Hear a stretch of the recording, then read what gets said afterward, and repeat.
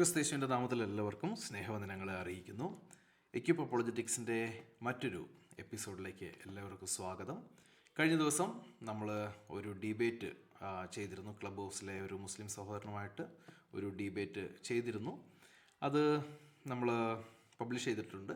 അള്ളാഹുവിന് ഒരു സന്താനം ഉണ്ടായിരുന്നു എങ്കിൽ എന്നുള്ള ടൈറ്റിലിൽ നമ്മൾ പബ്ലിഷ് ചെയ്തിട്ടുണ്ട്. അത് സൂറ 43 81 എന്ന ആയത്തിൻ്റെ അടിസ്ഥാനത്തിലാണ് നമ്മൾ ചെയ്തിരുന്നത്. അപ്പോൾ ആ ഡിബേറ്റിൽ ആകമാനം എൻ്റെ എതിർ സംവാദകൻ ഈ റിഡക്ഷൻ ഓഫ് സോഡം എന്നുള്ള ഒരു കൺസെപ്റ്റ് കൊണ്ടുവന്നിട്ട് അതാണ് സൂറ 43 81 എന്ന് പറഞ്ഞ് രക്ഷപ്പെടാനായിട്ട് ശ്രമിക്കുന്നുണ്ട്. എന്നാൽ പൊതുവെ ഇസ്ലാം ലോകത്തിന് കാര്യങ്ങളൊക്കെ മനസ്സിലായി. അത് റിഡക്ഷൻ ഓഫ് സോഡം അല്ല, ആ സ്റ്റേറ്റ്മെൻറ്റ് അല്ലെങ്കിൽ ആ ഖുറാൻ്റെ ആയത്ത് അതിൽ തന്നെ റിഡക്ഷൻ ഓഫ് സോഡം അല്ല എന്നുള്ള കാര്യം മനസ്സിലായി.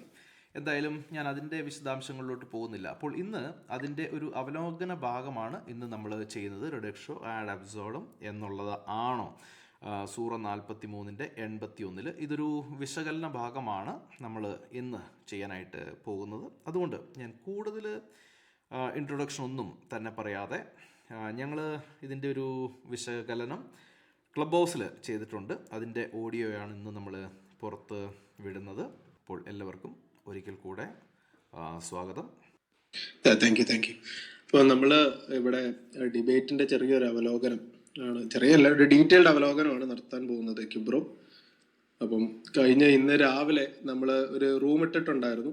ആ റൂമിൽ നമ്മൾ റിഡക്ഷൻ അബ്സേർഡം എന്ന വാക്ക് നബീൽ ആ ഒരു ഡിബേറ്റിൽ എത്ര പ്രാവശ്യം പറഞ്ഞു എന്ന് നമ്മളൊന്ന് ജസ്റ്റ് ഒന്ന് എണ്ണി നോക്കി. അപ്പോൾ നമുക്ക് കിട്ടിയത് ആകെ അരമണിക്കൂർ നബീലിന്റെ പ്രസന്റേഷനും 15 മിനിറ്റ് റിബട്ടലിലും ഒരു ക്വസ്റ്റ്യനിലും കൂടെ 15 പ്രാവശ്യമാണ് പുള്ളി ആ വാക്ക് ഉപയോഗിച്ചത്. അതായത് ഡിബേറ്റിന്റെ ടോപ്പിക് എന്ന് പറഞ്ഞത് എന്താ പറയുന്നത്, 2 വാക്യങ്ങൾക്ക്, ഒരു ഖുറാനായത്തും ബൈബിൾ വാക്യമായിരുന്നു. എന്നാലും നബീൽ ആ ഒരു കാര്യത്തെ ടച്ച് ചെയ്യാതെ 15 പ്രാവശ്യം റിഡക്ഷ്യോ അബ്സേർഡം എന്ന വാക്ക് ഉപയോഗിച്ച് അതിൽ ഒളിക്കുകയാണ് നബീൽ ചെയ്തത്. അപ്പം നമ്മൾ ഇന്ന് കിബ്രോയുടെ ക്ലാസ്സിലൂടെ നമ്മൾ കേൾക്കാൻ പോകുന്നത് എന്താണ്, ലൈക്ക് ഈ ഡിബേറ്റിൽ നബീലിന്റെ റെസ്പോൺസസ്, നബീൽ പറഞ്ഞ കാര്യങ്ങളിലുള്ള മണ്ടത്തരങ്ങൾ, ഇതൊക്കെയാണ് നമ്മൾ ഇന്ന് ചർച്ച ചെയ്യാൻ പോകുന്നത്. കിബ്രോ. ഓക്കെ, അപ്പൊ നമ്മള് പ്രാഥമികമായിട്ട് നമ്മൾ റെസ്പോണ്ട് ചെയ്യാൻ പോകുന്നത് ഈ ഇന്നത്തെ ടൈറ്റിൽ ഇതായതുകൊണ്ട് നമ്മൾ റിഡക്ഷൻ ഓഫ് സോഡത്തെ കുറിച്ചായിരിക്കും നമ്മൾ റെസ്പോണ്ട് ചെയ്യാൻ പോകുന്നത്. അതിന്റെ അർത്ഥം നമ്മൾ അദ്ദേഹം ബൈബിളിനെ കുറിച്ച് പറഞ്ഞ കാര്യങ്ങൾ നമ്മൾ റെസ്പോണ്ട് ചെയ്യില്ല എന്നുള്ളതല്ല. ഇത് പാർട്ട് 1 മാത്രമാണ്. ഇതുപോലെ ഇതിന്റെ തുടർ കഥകൾ ഉണ്ടാവും. സോ അതിനകത്ത് നെക്സ്റ്റ് സ്റ്റെപ്പായിട്ട് ആ ഭാഗവും നമ്മൾ അഡ്രസ്സ് ചെയ്യുന്നതായിരിക്കും. ഫ്രീ ആണെന്നുണ്ടെങ്കിൽ അദ്ദേഹത്തിന്റെ ആ ഒരു പ്രസന്റേഷന്റെ ഭാഗം ഒന്ന് പ്ലേ ചെയ്യാവോ? ഇതിനകത്ത് ഒരു കാര്യം കൂടെ പറഞ്ഞോട്ടെ. നമ്മൾ എല്ലാ പോയിന്റും ഇപ്പൊ അഡ്രസ് ചെയ്തല്ല പോകുന്നത്. ടൈറ്റിൽ ഇട്ടിരിക്കുന്നത് കൊണ്ട് പ്രാഥമികമായിട്ട് മറ്റത് തൊടില്ല എന്നല്ല, എന്നാൽ പ്രൈമറിലി നമ്മൾ ഫോക്കസ് ചെയ്യാൻ പോകുന്നത് റിഡക്ഷോ അബ്സോർഡ് എന്നുള്ള ഈ ഒരു പോയിന്റിലായിരിക്കും നമ്മൾ ഇന്നത്തെ നമ്മുടെ സ്റ്റഡി പ്രൈമറിലി ഫോക്കസ് ചെയ്യുന്നത്. At least part 1. വളരെ പ്രധാനപ്പെട്ട ഒരു സംവാദ രീതിയിലാണ് നമ്മൾ ഉള്ളത്. സംവാദത്തിന്റെ വിഷയം ആമുഖത്തിൽ പറഞ്ഞതുപോലെ വിശുദ്ധ ഖുർആനിലെ 43 അധ്യായം സൂറത്തുൽ സുറൂഫിലെ 81 ആയത്തും അതുപോലെ ബൈബിളിലെ യൂട്യൂബ് വീഡിയോ കാണുന്നവർക്ക് എന്റെ പ്രസന്റേഷൻ കാണാൻ പറ്റുന്നതാണ്. യൂട്യൂബ് വീഡിയോ കാണുന്നവർക്ക് എന്റെ ലൈവ് വീഡിയോയിൽ എന്റെ പ്രസന്റേഷൻ കാണാം. 43 അധ്യായം 81 വചനവും അതുപോലെ തന്നെ ബൈബിളിലെ പുതിയ നിയമത്തിലെ ഗലാത്യ ലേഖനത്തിലെ 1 അധ്യായം 8 വചനം. അത് കൊണ്ടുവന്നതിന്റെ യുക്തി എന്താണെന്ന് സഹസംവാദന അറിയില്ല എന്ന് പറഞ്ഞു. വിശദീകരിച്ച് പറഞ്ഞു തരാം. വിശുദ്ധ ഖുർആൻ 43 അധ്യായം 81 വചനം, ഖുൽ ഇൻ കാന ലിർറഹ്മാനി വലദുൻ ഫഅന അവ്വലുൽ ആബിദീൻ. നീ പറയുക, പരമകാരുണികന് സന്താനം ഉണ്ടായിരുന്നെങ്കിൽ ഞാനായിരിക്കും അതിനെ ആരാധിക്കുന്നവരിൽ ഒന്നാമൻ. വിശാലത്തിൽ നമ്മൾ നേരത്തെ വിശാലത്തിൽ കേട്ടതാണ്. ഖുർആനിൽ എക്സ്പ്ലിസിറ്റ് ആയിക്കൊണ്ട് തന്നെ അള്ളാഹുവിനൊരു സന്താനമില്ല, അള്ളാഹുവിന് പുത്രനില്ല, അള്ളാഹു മനുഷ്യാവതാരം എടുത്ത് വന്നിട്ടില്ല, അള്ളാഹു എല്ലാ കാര്യത്തിലും സമ്പൂർണ്ണനും പരിശുദ്ധനുമാണ് എന്ന് ഈ വചനത്തിന്റെ തൊട്ടടുത്ത വചനം തന്നെ വായിച്ചു പറഞ്ഞുണ്ടാക്കുന്നതിലെല്ലാം എത്രയോ പരിശുദ്ധനാണ് എന്ന് ഇതിന്റെ തൊട്ടടുത്ത വചനം 82ാമത്തെ വചനവും നമ്മളിവിടെ കേൾക്കുകയുണ്ടായി. ഇതിന് എതിരായിക്കൊണ്ട് ഗലാത്യ ലേഖനത്തിന്റെ 1-ാം അധ്യായത്തിലെ 8ാമത്തെ വചനം എന്തിനു കൊണ്ടുവന്നു? ഇത് എടുത്ത് ഉദ്ധരിച്ചത് ഞാനാണ്. അത് എന്തിനു കൊണ്ടുവന്നു എന്ന് ഇൻഷാ അല്ലാഹ് ഈ സംവാദ വിഷയാവതരണം കഴിയുമ്പോൾ നിങ്ങൾക്കെല്ലാം പൂർണ്ണമായി മനസ്സിലാകുമെന്ന് കരുതുന്നു ഇൻഷാ അല്ലാഹ്. അടുത്ത ഇതിലേക്ക് പോയാൽ പ്രധാനപ്പെട്ട ചോദ്യങ്ങൾ എ വേഴ്സസ് ബി. ഓക്കെ, അതിന്റെ ഇതിൽ കാണാം, യൂട്യൂബിൽ ലൈവ് കാണുന്നവർ കാണാം. എന്താണ് വിശുദ്ധ ഖുർആനിലെ 43-ാം അധ്യായം 81 ചർച്ച ചെയ്യുന്ന വിഷയം എന്താണ്? അതിന്റെ വിശദീകരണം എന്താണ്? മറു ചോദ്യം, അള്ളാഹുവിന് പുത്രനുണ്ടെന്ന് തെളിയിച്ചാൽ ആരാധനയ്ക്ക് അർഹനാണോ അല്ലെങ്കിൽ ആരാധിക്കാമോ? ഇതാണ് ചോദ്യം. മറുവശത്ത് എന്താണ് ഗലാത്യ ലേഖനം 1-ാം അവിടെയാണ് നമ്മുടെ ആദ്യത്തെ പോയിന്റ് വരുന്നത്. എങ്ങനെയാണ് ഒരു സംവാദത്തെ ഒന്നുകിൽ ഹൈജാക്ക് ചെയ്യാനോ അതല്ലെങ്കിൽ മുസ്ലിങ്ങളെ തെറ്റിദ്ധരിപ്പിക്കാനോ ശ്രമം തുടങ്ങുന്നത് എന്നുള്ളതിന്റെ ആദ്യത്തെ സ്റ്റെപ്പാണ് ഇവിടെ നടക്കുന്നത്. ഓക്കെ, അള്ളാഹുവിന് ഒരു പുത്രനുണ്ട് എന്ന് തെളിയിച്ചാൽ ആ ഭാഗം ഒരു 15 സെക്കൻഡ് തൊട്ട് ഒന്ന് പുറകോട്ട് ഒന്ന് റീപ്ലേ ചെയ്തിട്ട് ഒന്നുകൂടി ഒന്ന് കേൾപ്പിക്കണം. ഓക്കെ, ആ ഖുറാന്റെ ആയത്ത് പുള്ളി തന്നെ വായിച്ചിരുന്നു. ഇനി എന്റെ പ്രസന്റേഷന്റെ സമയത്ത് ഞാൻ ഈ ഭാഗം വായിച്ചിരുന്നു. ഓക്കെ, അതായത് ഖുറാനിൽ പറയുന്ന ഈ 43-ന്റെ 81 ഞാനും വായിച്ചു, അദ്ദേഹവും വായിച്ചു. ഞാൻ ഇവിടെ ജസ്റ്റ് വായിക്കുകയാണ്. പരമകാരുണികന് സന്താനം ഉണ്ടായിരുന്നു എങ്കിൽ ഞാനായിരിക്കും അതിനെ ആരാധിക്കുന്നവരിൽ ഒന്നാമൻ. ഇവിടെ ഒരു കണ്ടീഷണൽ ക്ലോസ് ആണ്. ഉണ്ടായിരുന്നെങ്കിൽ ഞാൻ അവനെ ആരാധിക്കും, ഇതാണ് ക്ലോസ്. അതല്ലാതെ അള്ളാഹുവിന് സന്താനം ഉണ്ടായിരുന്നു എന്ന് തെളിയിക്കലല്ല ഇവിടുത്തെ സബ്ജക്റ്റ്. എന്നാൽ ഉണ്ടായിരുന്നെങ്കിൽ ആരാധ്യനാണോ എന്നുള്ളതാണ് സംവാദം. പക്ഷെ തന്ത്രപരമായിട്ട് അള്ളാഹുവിന് സന്താനം ഉണ്ടോ ഇല്ലയോ എന്ന് തെളിയിക്കലാണെന്ന് ഇദ്ദേഹം പറഞ്ഞു. ഞാൻ ഇത് പറയാൻ കാരണം ആദ്യത്തെ പ്രസന്റേഷൻ എന്റെ ആയിരുന്നു. എന്റെ പ്രസന്റേഷനിൽ ഞാൻ പറഞ്ഞു ഖുറാൻ അള്ളാഹുവിനൊരു സന്താനമുണ്ട് എന്ന് പഠിപ്പിക്കുന്നില്ല. അതുമാത്രമല്ല സന്താനം ഇല്ല എന്ന് പഠിപ്പിക്കുന്നുമുണ്ട്. മുസ്ലിങ്ങൾ അള്ളാഹുവിന് സന്താനം ഇല്ല എന്നാണ് വിശ്വസിക്കുന്നത്. എന്നിട്ട് ഞാൻ തന്നെ റെഫറൻസ് കൊടുത്തു എവിടെയാണ് അള്ളാഹുവിന് സന്താനം ഇല്ല എന്ന് പറഞ്ഞിരിക്കുന്നത്. സൂറ ഇഖ്ലാസ്, അതിനകത്ത് അള്ളാഹു പറയുന്നുണ്ട് അള്ളാഹു ജനിച്ചിട്ടുമില്ല, ജനിപ്പിച്ചിട്ടുമില്ല, അള്ളാഹുവിന് സന്താനമില്ല. ഇത് പലയാവർത്തി ഞാൻ പറഞ്ഞ കാര്യമാണ്. അപ്പോ ഞാൻ പറയുന്നു അള്ളാഹുവിന് സന്താനമില്ല എന്നാണ് ഖുറാൻ പറഞ്ഞിരിക്കുന്നത്. മുസ്ലിങ്ങൾക്ക് അങ്ങനെ വിശ്വാസവും ഇല്ല എന്ന് പറയുമ്പോൾ പിന്നെ അള്ളാഹുവിനൊരു പുത്രൻ ഉണ്ട് എന്ന് തെളിയിക്കാനാണ് എന്ന പോയിന്റ്. അത് എന്തോ ഈ പറഞ്ഞു വരുന്നേ, മനസ്സിലാവുന്നുണ്ടോ? ഇനി ഇത് ആക്ച്വലി ഈ ഒരു ലോജിക്കലായിട്ട് പുള്ളി ചിന്തിക്കാതെ, ഇതൊന്നും ആരും ശ്രദ്ധിക്കത്തില്ല. ഈ ഒരു ലോജിക്കലായിട്ട് നമ്മള് ഇങ്ങനെ ഒരു ട്വിസ്റ്റ് നടത്തി കഴിഞ്ഞാൽ ഇതൊന്നും ആരും അറിയില്ല എന്നുള്ള ഒരു തന്ത്രപരമായ നീക്കമാണ് അദ്ദേഹം നടത്താൻ ശ്രമിച്ചത്. സോ ഓഡിയൻസിന് വേണ്ടി പറയുകയാണ്, അള്ളാഹുവിന് ഒരു പുത്രൻ ഉണ്ട് എന്ന് തെളിയിക്കലല്ല ഇവിടുത്തെ വാദം. ഇവിടെ ഒരു ഹൈപ്പോത്തറ്റിക്കൽ ക്വസ്റ്റ്യൻ ആണ്. അത് ഇഫ് ക്ലോസ് ആണ്. ഉണ്ടായിരുന്നെങ്കിലോ എന്നുള്ളതാണ് ചോദ്യം. ഉണ്ടോ ഇല്ലയോ എന്നല്ല, മറിച്ച് ഉണ്ടായിരുന്നെങ്കിലോ. അതാണ് 43-ന്റെ 81 പറഞ്ഞിരിക്കുന്നത്.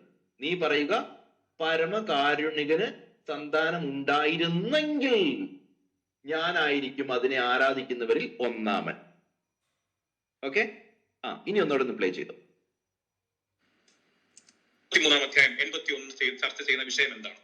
അതിന്റെ വിശദീകരണം എന്താണ്? മറു ചോദ്യം, അള്ളാഹുവിന് പുത്രനുണ്ടെന്ന് തെളിയിച്ചാൽ ആരാധനയ്ക്ക് അർഹനാണോ അല്ലെങ്കിൽ ആരാധിക്കാമോ? ഇതാണ് ചോദ്യം. മറുപക്ഷത്ത് എന്താണ് ഗലാത്യ ലേഖനം 1-ാം അധ്യായം 8-ാമത്തെ വചനം? അതിന്റെ വിശദീകരണം എന്താണ്? അതിനും ഒരു മറു ചോദ്യം ഉണ്ടാവും സ്വാഭാവികമായിട്ടും. അവിടെ പറഞ്ഞിട്ടുള്ള ഞാൻ നേരത്തെ കാണിച്ച വചനത്തിൽ എന്താണ്? എന്നാൽ ഞങ്ങൾ നിങ്ങളോട് ഒരു കമന്റോട് പറഞ്ഞോട്ടെ. ഇനി മറു ചോദ്യം എന്ന് പറഞ്ഞിട്ട് അള്ളാഹുവിന് ഒരു പുത്രൻ ഉണ്ടെന്ന് തെളിയിച്ചാൽ അവൻ ആരാധ്യനാണോ? ആ പുത്രനുണ്ടെന്ന് തെളിയിക്കാനല്ല എന്റെ ശ്രമം. ഞാൻ പുത്രനുണ്ട് എന്ന് തെളിയിക്കാനാണ് വന്നതെങ്കിൽ ഖുറാൻ അള്ളാഹുവിന് പുത്രനില്ല എന്നാണ് പറഞ്ഞിരിക്കുന്നതെന്ന് ഞാൻ പറയൂ? പക്ഷെ അത് മുസ്ലിങ്ങളെ പറ്റിക്കാൻ വളരെ എളുപ്പമാണ്. അതുകൊണ്ടാണ് പുള്ളിക്കാരൻ ആ തന്ത്രപരമായ നീക്കം നടത്താനായിട്ട് ആഗ്രഹിച്ചത്. ഓക്കെ, പ്ലേ ചെയ്തോളൂ. ഞങ്ങളാകട്ടെ സ്വർഗത്തിൽ നിന്നൊരു ദൂതനാകട്ടെ നിങ്ങളോട് സുവിശേഷം അറിയിച്ചാൽ അവൻ ശപിക്കപ്പെട്ടവൻ. അണ്ടർലൈൻ ചെയ്ത ഭാഗം ശ്രദ്ധിച്ചോളൂ. ഞങ്ങളാകട്ടെ, പൗലോസിന്റെ കൂട്ടരാകട്ടെ, സ്വർഗത്തിൽ നിന്ന് വന്ന ഒരു ദൂതനാകട്ടെ. മക്കയിൽ വന്നൊരു പ്രവാചകനല്ല. ഞങ്ങളാകട്ടെ, പൗലോസിന്റെ കൂട്ടരാകട്ടെ, സ്വർഗത്തിൽ നിന്ന് വന്ന ഒരു ദൂതനാകട്ടെ. സ്വർഗത്തിൽ നിന്ന് ദൂതന്മാർ അവരാകട്ടെ, അവർ സുവിശേഷം അറിയിച്ചാൽ അവർ ശപിക്കപ്പെട്ടവൻ. അപ്പോൾ അവിടെ മറു ചോദ്യം, സ്വർഗത്തിലെ ദൂതന്മാർ, സ്വർഗത്തിൽ നിന്ന് വന്ന ദൂതന്മാർ അവർ കളവ് പറയുമോ? അതാണ് മറുപക്ഷത്തുള്ള ചോദ്യം. അതിന്റെ യുക്തി എന്താണ്? ഇവിടെ എന്താണ്? അള്ളാഹുവിന് പുത്രനുണ്ടെന്ന് തെളിയിച്ചാൽ ആരാധിക്കാമോ എന്നതുപോലെ സ്വർഗത്തിലെ ദൂതന്മാർ കളവ് പറയുമോ? അവിടെ പറഞ്ഞത് എന്താണ്? ശ്രദ്ധിച്ചു കേൾക്കുക. ഞങ്ങളാകട്ടെ, പൗലോസിന്റെ കൂട്ടരാകട്ടെ, സ്വർഗത്തിൽ നിന്ന് വന്ന ഒരു ദൂതനാകട്ടെ. മക്കയിൽ വന്ന ഒരു പ്രവാചകനാകട്ടെ എന്നല്ല അവിടെ പറഞ്ഞത്. സ്വർഗത്തിൽ നിന്ന് വന്ന ഒരു ദൂതനാകട്ടെ. ഞങ്ങളാകട്ടെ, സ്വർഗത്തിൽ നിന്നൊരു ദൂതനാകട്ടെ, നിങ്ങളോട് സുവിശേഷം അറിയിച്ചാൽ അവൻ ശപിക്കപ്പെട്ടവൻ എന്നാണ് പറഞ്ഞത്. ഓക്കെ, ഇവിടെ ആരാണ് ശപിക്കപ്പെട്ടവൻ, ആരാണ് കളവ് പറയുന്നവൻ? നമുക്ക് പരിശോധിക്കാം. ഇനി വിശുദ്ധ ഖുർആനിലെ 43-ാമത്തെ 81-ാമത്തെ വചനം, ഒരു മിനിറ്റ്, ഈ ഭാഗം നമ്മൾ പിന്നീട് അഡ്രസ് ചെയ്യുന്നതായിരിക്കും. ഞാൻ അതിനെക്കുറിച്ച് ഒന്നും പറയുന്നില്ല. എങ്കിലും ശുദ്ധ മണ്ടത്തരമാണ് ഇവിടെ പറഞ്ഞുകൊണ്ട് പോകുന്നത് തന്നെ. അത് ഞാൻ പിന്നീട് വ്യക്തമായിട്ട് ഈ ഭാഗം സെപ്പറേറ്റ് എടുക്കേണ്ടതുണ്ട്. ഇത് രണ്ടും കൂടെ കൂട്ടി കലർത്താൻ ആഗ്രഹിക്കാത്തതുകൊണ്ടാണ് അദ്ദേഹവും ഞാനും ഫസ്റ്റ് അറ്റൻഡ് ചെയ്തത് 43-ന്റെ 81 ആയതുകൊണ്ട് ആദ്യം അതിനകത്തോട്ട് തന്നെ പോകുന്നു. അത് സ്കിപ്പ് ചെയ്യാണെന്ന് ചിന്തിക്കരുത്. ഇത് ലേറ്റർ പാർട്സിനകത്ത് നമ്മൾ ഇത് ഇൻക്ലൂഡ് ചെയ്യുന്നതായിരിക്കും. ഓക്കെ, നീ പറയുക, പരമകാരുണിക സന്താനം ഉണ്ടായിരുന്നെങ്കിൽ, അണ്ടർലൈൻ ദ വേർഡ് സന്താനം ഉണ്ടായിരുന്നെങ്കിൽ. Okay, underline the word. ഞാനായിരിക്കും അതിനെ ആരാധിക്കുന്നവരിൽ. അതും അണ്ടർലൈൻ ചെയ്യുക. ഒന്നാമൻ. അത് ഇംഗ്ലീഷിൽ വായിച്ചാൽ സേ ഓ മുഹമ്മദ്. ഇവിടെ പറഞ്ഞു, പ്രവാചകൻ സല്ലല്ലാഹു അലൈഹി വസല്ലമയെ കൊണ്ട് പറയിപ്പിച്ചതാണ്. Is the most merciful. Is the word. Is എന്നുള്ള വാക്ക് ശ്രദ്ധിക്കുക. Is എന്ന് പറയാൻ റെഡ് ലെറ്റേഴ്സിൽ കൊടുത്തിട്ടുണ്ട്. If the most merciful had a son, then I would be the first of his worshippers. അതായത് if then എന്ന് പറഞ്ഞ പ്രയോഗം ഇംഗ്ലീഷിലെ ഒരു പൊതുവായ പ്രയോഗമാണ്. അതുപോലെ തന്നെ അറബിക്കിലുണ്ട്. ഇംഗ്ലീഷിലെ ലാറ്റിനിൽ പറയാ റിഡക്ഷ്യോ ആഡ് അബ്സേർഡം, അഥവാ ഇംഗ്ലീഷിൽ റിഡക്ഷൻ ടു അബ്സേർഡിറ്റി, അഥവാ മലയാളത്തിൽ അസംബന്ധം, ഒരു വ്യക്തമായ അസംബന്ധം തെളിയിക്കൽ. അള്ളാഹുവിന് പുത്രനുണ്ട് എന്ന വാദം, അത് ബയോളജിക്കൽ ആകട്ടെ നോൺ ബയോളജിക്കൽ ആകട്ടെ, സർവ്വലോക രക്ഷിതാവായ പടച്ചതമ്പുരാന് ഒരു പുത്രനുണ്ട് എന്ന അസംബന്ധവാദം, ആ അസംബന്ധവാദം തെളിയിക്കുവാൻ അതിനു വേണ്ടി ഉപയോഗിക്കുന്ന പ്രയോഗമാണ് if then എന്ന് ഇംഗ്ലീഷിൽ പറയും. നമ്മൾ ഇംഗ്ലീഷിൽ പറയില്ല, even if I die I will not lie. ഞാൻ മരിച്ചാലും കളവ് പറയില്ല എന്ന് പറഞ്ഞാൽ അവൻ മയ്യത്തായാൽ കളവ് പറയുന്നതാണോ അർത്ഥം? ഇനി അവൻ മയ്യത്തായാൽ കളവ് പറയുന്നതാണോ? അവൻ മരിച്ചാൽ കളവ് പറയുമല്ലോ, അങ്ങനെ പറയോ? അത് അബ്സർഡിറ്റിയാണ്. എന്താണ്? ഒരു കാരണവശാൽ ഞാൻ കളവ് പറയില്ല എന്ന് പറയാൻ വേണ്ടിയിട്ടാണ് even if I die I will not lie. ഞാൻ മരിച്ചാലും കളവ് പറയില്ല എന്ന് പറഞ്ഞാൽ അവൻ മരിച്ചു കഴിഞ്ഞാൽ കളവ് പറയുമെന്നല്ല അർത്ഥം. അത് അബ്സർഡിറ്റി, മണ്ടത്തരമാണ്. അങ്ങനെ ഒരു അബ്സർഡിറ്റി ഒരിക്കലും if then എന്നുള്ള ക്ലോസ് വെച്ചിട്ട് വരുന്ന സെന്റൻസിൽ ഒരാളും പറയില്ല. അങ്ങനെ മനസ്സിലാക്കുന്നത് മതി. ഓക്കെ, ഇനി നമുക്ക് ഇത് എക്സ്പ്ലെയിൻ ചെയ്യാനായിട്ടുള്ള കുറെ സമയം നമുക്ക് എടുക്കാം. ഇപ്പൊ ഇദ്ദേഹം പറഞ്ഞ ഈ ഒരു പോയിന്റ് ശ്രദ്ധിക്കുക, ഞാൻ മരിച്ചാലും കളവ് പറയില്ല. ഓക്കെ, ഇനി നിങ്ങൾ എല്ലാവരും ചെയ്യേണ്ട ഒരു കാര്യം, പുള്ളിക്കാരൻ തന്നെയാണ് പറഞ്ഞത് if then close. Okay, if then close ആണ് ഇവിടെ കാണുന്നത്. എന്നിട്ട് പുള്ളി തന്നെ ഇംഗ്ലീഷിൽ വായിച്ചു say if the most high. അപ്പൊ if the most high had a son. എന്നിട്ട് next then I would be the first of worshippers. Okay, അതായത് അള്ളാഹുവിനൊരു സന്താനം ഉണ്ടായിരുന്നെങ്കിൽ ഞാനായിരിക്കും അവനെ ആരാധിക്കുന്നവരിൽ ഒന്നാമൻ. ഞാൻ പാരാഫ്രൈസ് ചെയ്ത് പറയാണ്, എക്സാക്ട് വേർഡ് അല്ല, എന്നാലും ആശയം ഇത് തന്നെയാണ്. ഇതിനെ പുള്ളിക്കാരൻ പബ്ലിക്കിന് മനസ്സിലാക്കി കൊടുക്കാൻ വേണ്ടിയിട്ട് ഒരു ഉദാഹരണം കൊണ്ടുവരികയാണ്. ഉദാഹരണം കൊണ്ടുവന്നാണ്, ഞാൻ മരിച്ചാലും കളവ് പറയില്ല. ഓക്കെ, അപ്പോൾ if God has a son, ദൈവത്തിനൊരു സന്താനം ഉണ്ടായിരുന്നെങ്കിൽ എന്ന സ്ഥാനത്തോട്ട് പുള്ളി എന്ത് എഴുതി, അല്ലെങ്കിൽ എന്ത് ഇത് ചെയ്തു? ഞാൻ മരിച്ചാലും കളവ് പറയില്ല. Okay, I would worship him എന്നുള്ളടത്ത് കളവ് പറയില്ല എന്നാക്കി. ഞാനിത് ചെയ്യുന്ന നിങ്ങൾ എപ്പോഴും കമ്പയർ ചെയ്ത് നിങ്ങൾ നോക്കണം. ഓക്കെ, എന്നിട്ട് പുള്ളിക്കാരൻ ആ പറഞ്ഞ അല്ലെങ്കിൽ ആ കൊണ്ടുവന്ന ഉദാഹരണമായിട്ട് പുള്ളി പറഞ്ഞ വാക്കുകളുമായിട്ട് ഒരു ബന്ധവും ഇല്ലാത്ത മറ്റൊരു ഫ്രേസ് ബാക്ക്ഗ്രൗണ്ടിൽ ക്രിയേറ്റ് ചെയ്യാണ്. ആ ബാക്ക്ഗ്രൗണ്ടിൽ പുള്ളിക്കാരൻ ക്രിയേറ്റ് ചെയ്ത് നിങ്ങൾ കാണണം. ഓക്കെ, അതെന്താണ്? അതിന്റെ അർത്ഥം മരിച്ചാൽ നുണ പറയും എന്നാണോ എന്ന്. ആര് പറഞ്ഞു? ഓ, നിങ്ങൾ ഇത് മനസ്സിലാക്കണം കേട്ടോ. ഞാൻ ആരെങ്കിലും നബിയില് എവിടെയെങ്കിലും ഉണ്ടെന്ന് അറിയാൻ പറ്റുവാണെങ്കിൽ ഇൻവൈറ്റ് ചെയ്യുക. പറ്റുമെങ്കിൽ അദ്ദേഹം വരട്ടെ, സംസാരിക്കട്ടെ. അള്ളാഹുവിന് ഒരു സന്താനം ഉണ്ടായിരുന്നെങ്കിൽ ഞാനായിരിക്കും അവനെ ആരാധിക്കുന്നവരിൽ ഒന്നാമൻ. ഈ വേഴ്സിന്റെ പുറത്ത് നമ്മൾ പോയിട്ടേയില്ല. ഇതിനകത്ത് എന്താണോ പറഞ്ഞിരിക്കുന്നത് 100% നമ്മൾ ഈ വാക്യത്തോട് നീതി പുലർത്തിക്കൊണ്ടാണ് ഒരു വാക്യം പോലും അല്ലെങ്കിൽ ഒരു ശബ്ദം പോലും പുറത്തുനിന്ന് ഇമ്പോർട്ട് ചെയ്യാതെയാണ് നമ്മൾ ഇതിനെ മുമ്പോട്ട് പ്രസന്റ് ചെയ്യുന്നത്. എന്നാൽ ഇതിനെ മനസ്സിലാക്കി തരാനായിട്ട് അദ്ദേഹം കൊണ്ടുവന്നു ഒരു ഉദാഹരണം പറയുന്നത് എന്തിനാ? ഉദാഹരണം പറയുന്നത് മനസ്സിലാക്കി തരാൻ വേണ്ടിയിട്ടാ, കൺഫ്യൂസ് ചെയ്യാൻ വേണ്ടിയിട്ടല്ലല്ലോ. അപ്പൊ പുള്ളി കൊണ്ടുവന്നതാണ്, ഞാൻ ചത്താലും കളവ് പറയില്ല. സമ്മതിച്ചു. എന്നിട്ട് അതിൽ നിന്ന് നിങ്ങൾ എന്താ തെളിയിക്കാൻ ആഗ്രഹിക്കുന്നത്? അതിൽ പറയാത്ത കാര്യം ആകുമോ എന്ന്. ഇല്ല, അങ്ങനെ ആര് പറഞ്ഞു? ചോദ്യം അതിൽ പറഞ്ഞതാകുമോ എന്നുള്ളതാണ്. ഇപ്പൊ ഞാനൊരു കാര്യം ഇവിടെ പറയാം.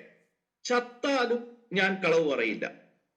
ഞാൻ സമ്മതിച്ചു, ചത്താലും ഞാൻ കളവ് പറയില്ല. അതെന്റെ തീരുമാനമാണ്. ഓക്കെ, പക്ഷെ നബീലിന് അദ്ദേഹം കൊണ്ടുവന്ന വാദത്തോടോ ഞാൻ പറഞ്ഞ റെസ്പോൺസിനോടോ എന്തെങ്കിലും മറുപടി ഉണ്ടോ? അദ്ദേഹം കൊണ്ടുവന്ന വാദം ഇതാണ്, ചത്താലും ഞാൻ കളവ് പറയില്ല. ഞാൻ പറയുന്നു യെസ്, ചത്താലും മറുപടി പറയും. നിങ്ങൾ പറഞ്ഞത് കറക്റ്റാണ്. പക്ഷെ പുള്ളിക്ക് അത് വേണ്ട. പുള്ളിക്ക് മറ്റൊന്ന് വേണം. അതിനകത്ത് എഴുതാത്തതായിട്ടുള്ളതും ഞാൻ പറയാത്തതുമായിട്ടുള്ള ഒരു റെസ്പോൺസ് പുള്ളിക്കാരൻ ക്രിയേറ്റ് ചെയ്യാണ്, അല്ലെങ്കിൽ അസ്യൂം ചെയ്യാണ്. എങ്ങനെ? അതായത് ഞാൻ ചത്താലും കളവ് പറയില്ല എന്നുള്ള സെന്റൻസ് കേട്ടിട്ട് എന്റെ റെസ്പോൺസ് ഇങ്ങനെ ആയിരിക്കും, ചത്താ ഞാൻ മറുപടി പറയും, കളവ് പറയും എന്നാണോ അതിന്റെ അർത്ഥം? ഞാൻ പറയുന്നു, അങ്ങനെ ആര് പറഞ്ഞു? അങ്ങനെ ആരർത്ഥം വെക്കുന്നു ആ സെന്റൻസിന്? ആരാണ് അങ്ങനെ അർത്ഥം വെക്കുന്നത്?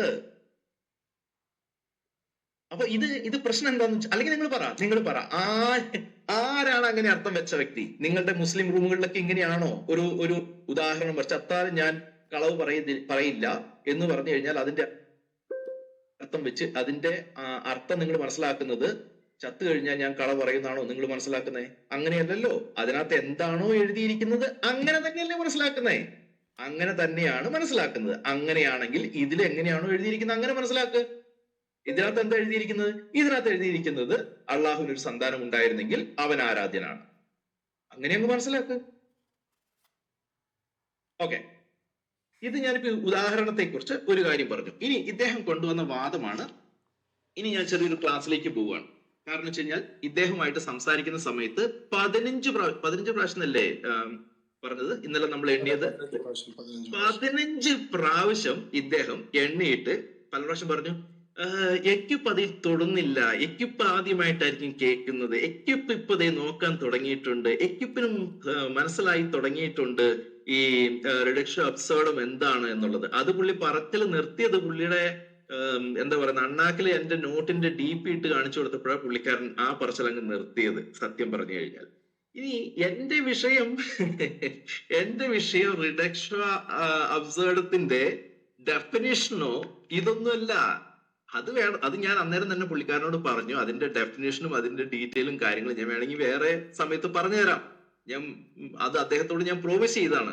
അതനുസരിച്ചാണ് ആദ്യത്തെ ഈ ഒരു അവലോകനത്തിൽ തന്നെ ഞാൻ ഈ ഒരു പോയിന്റ് ഞങ്ങൾ എടുത്തത്. ഇനി ഇതിനൊരു പ്രത്യേകതയും കൂടിയുണ്ട്. ഈ ഒരു വേർഡില് പുള്ളിക്കാരൻ ഇത് ഒരു പുകമറയാക്കി ഇതിന്റെ പുറകില് ഒരു മുന്നേറ്റം പുള്ളിക്കാരൻ നടത്താമെന്ന് സ്വപ്നം കണ്ടു. ഓക്കെ, അത് ആ വള്ളിയിൽ ഞാൻ കയറി പിടിച്ചില്ല. ഞാൻ പറഞ്ഞു ഇത് വേണമെങ്കിൽ ഞാൻ പിന്നീട് പറഞ്ഞു തരാം, കുഴപ്പമൊന്നുമില്ല എന്താണെന്നുള്ളത്. പിന്നെ പുള്ളിക്കാരൻ മുസ്ലിംസിന്റെ ഇടയിൽ ഈ ഒരു വാക്കുകൊണ്ട് നബീലിക്ക കണ്ടോ അയ്യോ നമുക്ക് പോലും കടിച്ചാ പൊട്ടാത്ത വാക്ക് പറഞ്ഞ് ഇസ്ലാമിനെ രക്ഷിച്ചത് കണ്ടോ. അപ്പോഴാണ് നമ്മുടെ ന്യൂക്ലിയർ പറയുന്നത് ഇത് വഹാബിമാരുടെ ഒരു സ്റ്റൈലാണ് എന്ന് പറഞ്ഞിട്ട് അപ്പോഴാണ് എനിക്ക് ഓർമ്മത്. കറക്റ്റ്, ഏതാ നമ്മുടെ ആഴക്കടലിലെ ആ ഒരു ഡിബേറ്റിലാണ് ഞാനും അത് കേട്ടത് കേട്ടോ. പിന്നീട് എനിക്കത് മനസ്സിലായി. ന്യൂക്ലിയർ ആ ഭാഗം ഒന്ന് പറയാമോ? എനിക്കത് പറയാൻ അറിയത്തില്ല, പുള്ളിക്കാരന്റെ ആ ഒരു സ്റ്റൈൽ എന്ന് പറഞ്ഞു. ഞാൻ കുറച്ചൊന്ന് പറയാം. ഓഷ്യാനോഗ്രാഫിനെ കുറിച്ച് Nicholas Tesla oceanography of the India എന്ന ബുക്കിൽ as well as solution of the possible panchayat election എന്ന് പറഞ്ഞ് എഴുതി വെച്ചിട്ടുണ്ട്. നിങ്ങൾ ഇതിനെ കുറിച്ച് കേട്ടിട്ടുണ്ടോ എന്ന്? അത് തന്നെ. അപ്പൊ ഈ കേൾക്കുന്ന പാർട്ടികൾ ചോദിക്കും വാ വാ വാ, അല്ലെങ്കിൽ നബീൽക്കയുടെ ഭാഷയിൽ പറഞ്ഞ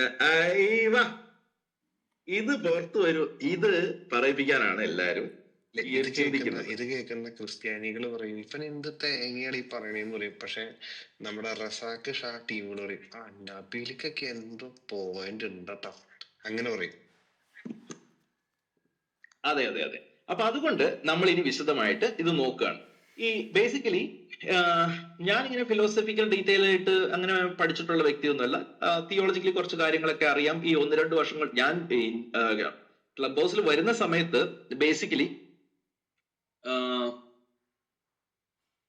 ഇസ്ലാമിക റൂമുകളിൽ പോയിട്ട് പലപ്പോഴും ഒക്കെ ക്രൈസ്തവ വിശ്വാസത്തെ ഡിഫെൻഡ് ചെയ്യാന്നുള്ള കാര്യങ്ങളാണ് ആദ്യ സമയത്ത് ഞാൻ ചെയ്തത്. പിന്നീട് എനിക്ക് മനസ്സിലായത് ഇവരോട് സംസാരിക്കുമ്പോൾ തീർച്ചയായിട്ടും ഇവരുടെ പുസ്തകങ്ങളും കൂടെ അറിഞ്ഞിരിക്കുന്നത് വളരെ അത്യാവശ്യമാണ്. അപ്പോഴാണ് പിന്നീട് ചിലർക്ക് മനസ്സിലാവുന്നത് നമ്മുടെ കാര്യങ്ങൾ പറയാനായിട്ട് അവരുടെ പുസ്തകങ്ങളുടെ ആവശ്യമുണ്ടോ എന്നൊക്കെയുള്ള വാദങ്ങളൊക്കെ വരുന്നത്. സത്യം പറഞ്ഞാലുണ്ട് സഹോദരങ്ങളെ, ഉണ്ട്. മറ്റുള്ളവരുടെ വിശ്വാസവും അവരുടെ ചിന്തകൾ എന്താണെന്നൊക്കെ അറിഞ്ഞിരിക്കുന്നത് എപ്പോഴും നല്ലതാണ്.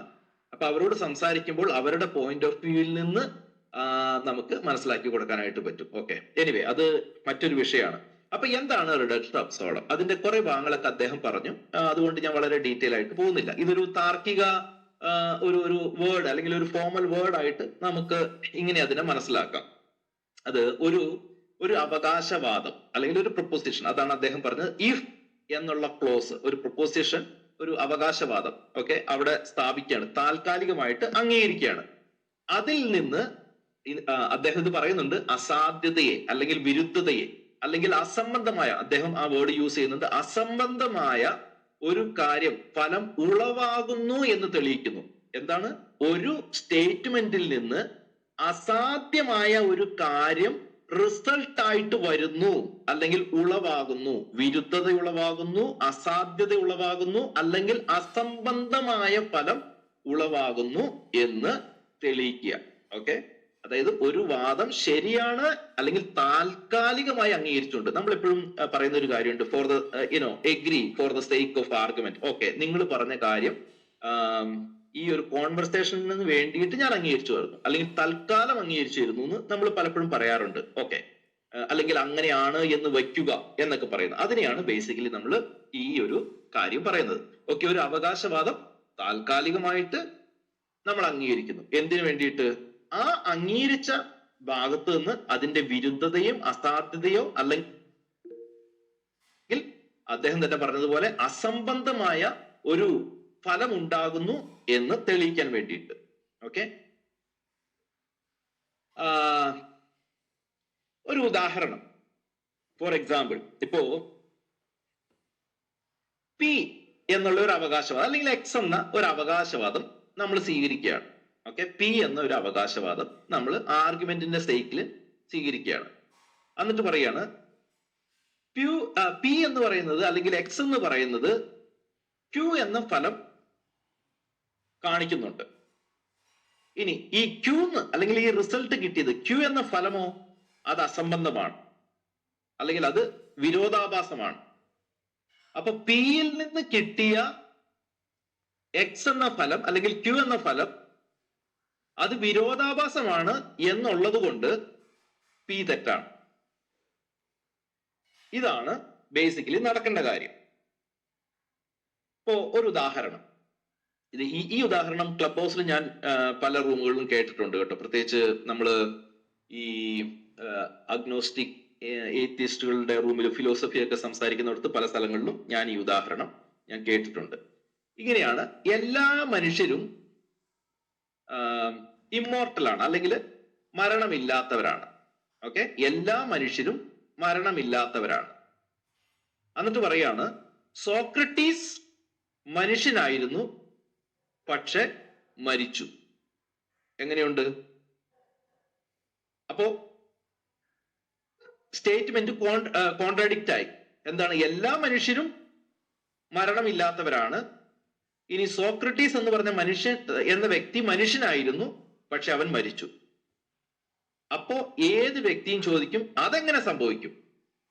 എല്ലാ മനുഷ്യരും മരിക്കും, എല്ലാ മനുഷ്യരും മരണമില്ലാത്തവരാണ് എന്ന് പറയുകയും, അല്ലെങ്കിൽ ആരും ഒരു മനുഷ്യനും മരിക്കുകയില്ല എന്ന് പറയുകയും, സോക്രട്ടീസ് മനുഷ്യനാണ് താനും പക്ഷെ മരിക്കുകയും ചെയ്തു. ഇതെങ്ങനെ, ഈ വാദം എങ്ങനെ നിലനിൽക്കും? ഇതിനെയാണ് നമ്മൾ പറയുന്നത്